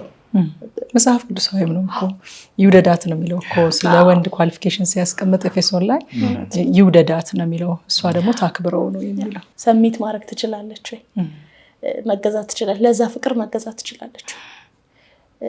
በቃ ይሄ ቤት ያስቀጥላል፣ ይሄ ሩቅ ያስኬዳል፣ ይሄ እግዚአብሔር ተቋም ነው፣ ትልቅ ተቋም ነው ያለውን ለማስቀጠል እግዚአብሔር ሀሳብ ውስጥ ለመቆየት የእግዚአብሔር ፈቃድና ፍቅር ሁለቱ መሀል ያለ ፍቅርና ደግሞ ፍርሃትና ትዳር አብሮ አይሄድም። እየፈራሽ ወደኋላ የምትይው ነገር አይደለም። 9,000 ብር አስታውሳለሁ። ፋሚሊ 9,000 ብር እንዳለን ሁላ ያስታወስ ነው። ፋሚሊ ቁጭ አድርጎ ልንጋባ ነው አልኩኔ። ልንጋባ ነው ስል ምን አለሽ አለችኝ። ታላቅ የቤታችን ታላቅ በጣም ቅርብ የኛ ፋሚሊ ነበረች። ስንት ብር አለሽ አካውንትሽ ውስጥ አለችኝ። እሺ ነው እኮ አውቃ ነው የጠየቀችኝ። ስትለኝ ጆሲ ጋር ምንም እንደሌለ አውቃለሁ። እኔ ጋርም የነበረው 9,000 ብር የሆነ ቦታ እሱ አገልግሎ ብቻ ሁለታችን ነው እሱ አገልግሎ እስቲ ያስቀምጪው ልንጋባ አይደል ተባብለን የተቀመጠ ብር ነውና 9,000 ብር ስል በቃ አሉኝ። አዎ በቃ። ከዛ ግን መጨከናችንን ማምረራችንን ምንም አታረጉልንም። ቸርች እንሄዳለን፣ ኬክ እንቆርሳለን። ከጀርባ ቸርች ቦታ ላይ እርግጠኛ ነኝ እኔ በፓስተር እርግጠኛ ነኝ ቦታ እንደሚፈቅድልን ኬክ ቸርች ታዘጋጅልናለች። ታውት ኬኩንም ከፈለጋችሁ ነው ያልኩት። ዲሳይድ ማረጌን መወሰኔን ሲያውቁ ነው በሰዓቱ እንግዲህ የነበረውን ሰርግ የታደመበት ያውቀዋል። ኬት አመጡት እንዴት ሆነ የሚያስብል ሰርግ ነው ጌታ ያደረገልን። ታምነን የገባንበት ህይወት ነው። ታምነን እየኖርን ያለንበት ነው። ታምነን የምንቀጥልበት ነው። እግዚአብሔርን በመታመን አግቡ አግቡ ብለናል። የምትጸልይ ሴት አግቡ። እውነቴን ነው። ሳልናገር ባላፍ ደስ ይለኛል።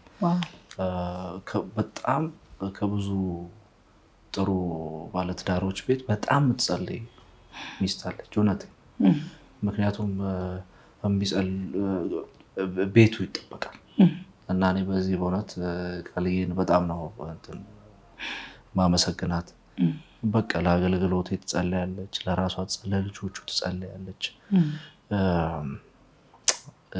በጣም መንፈሳዊ ነገርን የማይወዱ ቸርችን የቅዱሳን ህብረት የማይወዱ አገልግሎትን የሚጠሉ የማይጸልዩ ለእግዚአብሔር ቃል ቦታ የሌላቸው ሴቶች እኔ ባያገቡ እውነት መንፈሳዊያን ሰዎች በተለይ አገልጋዮች የታናሽነቴን እመክራለሁ። ያየሁት የተማርኩት ነገር ስላለ እኔ ተጠብቄያለሁ። ነገረኛ መሆን አይቻልም። እየጸለዩ በቃ ቤትን መያዝ መንፈስ ቅዱስ ቤትን አንድ ለዋር መንፈስ ቅዱስ እንትን ይላል፣ ያስተምራል። እናት ከምታስተምረው በላይ ቤተሰብ ከሚያስተምረው በላይ ቤትን እንዴት መምራት ከምክር በላይ ከጸለየ አንድ ሰው ቤቱ ይጠበቃል። ይህንን ደግሞ በእናቶቻችንም አይተናል፣ በብዙ ሰዎች ስላየን። እኛም ቤት በጥቂቱ ስላየውን የምትጸልይ ሚስት መንፈስ ቅዱስን የምትወድ እኔ መጀመሪያ ሰዓት እኮ እላያ ላይ ያለውን ክብር አይቼ የመጀመሪያ ቀን ያየኋት ቀን ነው ሚስቴ ያልኩት። እንዴ ሚስቴ ነው ያልኩት። እውነት የመጀመሪያ ጊዜ ላገለግል ሲሄድ ኤፍቢአይ ቸርች ዞር ብዬ ሳይ በጣም የተነቃቃች ነች። አሜን አባባሏ ለገዛኝ። በኢየሱስ ሚስቴ ነው ያልኩት። ደነገጥኩ። ከዛ ነው እንግዲህ ረዥም መንገድ ነው እንደዛና እቺ ትጠቅመናለች ብዬ አስባለሁ። እግዚአብሔር ይመስገን። ጌታ ይባርክሽ ቃል። የመጨረሻ ጥያቄ ኢንስፓየር የሚያደርጋችሁ ዘማሪ ማን ነው? አርአያ ሆኖኛል የምትሉት? እኔ ኮተቤ ሙሉ ወንጌል አይደል ያደግኩት። ማለት መነሻ ኤፍቢአይ ነው። ረጅም ጊዜ ያሳለፍኩት በአገልግሎት የወጣሁት ኤፍቢአይ ነው። መጀመሪያ ግን እንደዚህ መዘመር አለብኝ ያልኩት ወርቅነህ አላሩ። መጋቢ ወርቅነህ አላሩ በጣም በቃ በጣም እሱ ኢንስፓየር አድርጎኛል። ስቲልም ወርሺፖቹ መዝሙሮቹ ምናምን ለእኔ በጣም ለዚህ ነው ዜመኛ የሆንሽው። ወርቅዬ በጣም ነው የሚያዜመው። በጣም ጆሲ እኔ በልጅነት በጣም መዝሙር ይሁን እንጂ ኢቭን ማለት ያኔ ቪዲዮ ምናምን ስለሌለ ዘማሪው ማን እንደሆነ ላናውቅም ነበር። መዝሙር ይሁን ብቻ እየሰማን በጣም እየተባረኩ አደግኩኝ። ግን አሁን ካደግኩ በኋላ ግን ለእኔ አርአያዬ የእውነትን ቃል ከህይወት ጋር የሚዘምሩ ሰዎች ናቸው አርአያዬ። እከሌ ማለት አልችልም፣ ግን የወንጌልን እውነት የቃሉን እውነት ከህይወት ጋር ምክንያቱም መኖር ነው የከበደን አይደል? እውነት ለመናገር ከኛ ጨምሮ መጠቆም አንችልም። ከኛ ጨምሮ በጣም ስብከትም በዝቷል፣ መዝሙርም በዝቷል። እንደዚህ ዙር ማይታተም ስብከት፣ ማይታተም መጽሐፍ፣ ማይታተም መዝሙር የለም። ስንወርድ ግን በጣም ከባድ እየሆነ ነው መሬት ላይ ስንወርድ ከኔ ጨምሮ። ስለዚህ ማን ኢንስፓየር ያደርጋል ብትይ ይህንን እውነት ይህን የዘመረውን የሰበከውን እውነት ከህይወቱ ጋር ያዛመደ ዘማሪም ሆነ ሰባኪ ኢንስፓየር ያደርገኛል በዚህ ሰዓት ከበሰልኩ በኋላ ማለት ነው። እና እከሌ ግን ማለት አልችልም። በጣም ወዳቸው ትልቅ ህይወታቸው የሚባርከኝ አገልግሎታቸው የሚባርከኝ በጣም ብዙ ትልቅ ዘማሪዎችም ሰባኪዎችም አሉና ለእኔ እነዚህ ሰዎች ኢንስፓየር ያደርጉኛል። ትልቅ ነገር ነው። እግዚአብሔር ይመስገን። ጌታ ኢየሱስ ዘመናችሁን ይባርከው። በጣም ነው የማመሰግነው። እግዚአብሔር ያክብራችሁ። ሰፊ ሰዓት ነው የወሰድኩባችሁ። በተለያየ በቴክኒክ ችግር ምክንያት ሰፋ ያለ ጊዜ ታግሳችሁ ጠብቃችሁ የእግዚአብሔርን ህዝብ ደግሞ ይህንንም ፕሮግራም እኔንም አክብራችሁ ቁጭ ብላችሁ በውስጣችሁ ያለውን ነገር ስላካፈላችሁን እግዚአብሔር ይባርካችሁ። እግዚአብሔር ቤታችሁን፣ ትዳራችሁን፣ ልጆቻችሁን ይባርክ። እኔ እንኳን አደረሳችሁ ብያለሁ። ደግሞም ከልብ ያመስግኛለሁኝ። እግዚአብሔር ያክብርልኝ። እናንተ ማመስገን የምትፈልጉት እንኳን አደረሳችሁ ማለት የምትፈልጉት የቤተሰብ አባል ካለ ጊዜ ልስጥ። ለመላው ለወንጌል አማኞች እንዲሁም ደግሞ ለኢትዮጵያ ህዝብ ይሄ ባህል ወይም ደግሞ ይሄ ልደት ለሚመለከታቸው ሁሉ እንኳን አደረሳችሁ ማለት ለቤተሰቦቻችን፣ ጓደኞቻችን፣ ለቤተክርስቲያናችን፣ ለሁሉም እንዲሁም ላንቺም እንኳን አደረሰሽ ማለት እንፈልጋለን። ቃሌ እንኳን አደረሰሽ። ከአንቺ ስንጀምር እንኳን አደረሰሽ። ቤተሰቦቻችን እንኳን አደረሳችሁ። ልጆቻችን፣ ቆንጆ ቆንጆ ልጆቻችን እንኳን አደረሳችሁ ማለት እንፈልጋለን። ቤተክርስቲያናችንን፣ የክርስትና እምነት ተከታዮችን፣ የክርስቶስ ልደት የሚወክላችሁን በሙሉ እንኳን ለጌታችን ለመድኃኒታችን ለኢየሱስ ክርስቶስ የልደት መታሰቢያ በዓል በሰላም አደረሳችሁ። አመሰግናለሁ። እኔም የተወዳችሁ ተመልካቾቻችን በዚህ የበዓል ቆይታችን ደስ እንደተሰኛችሁ እንደተባረካችሁ ሙሉ እምነቴ ነው። ቆይታችሁን ከኛ ጋር ስላደረጋችሁ እጅግ አድርገን እናመሰግናለን። በቀጣይ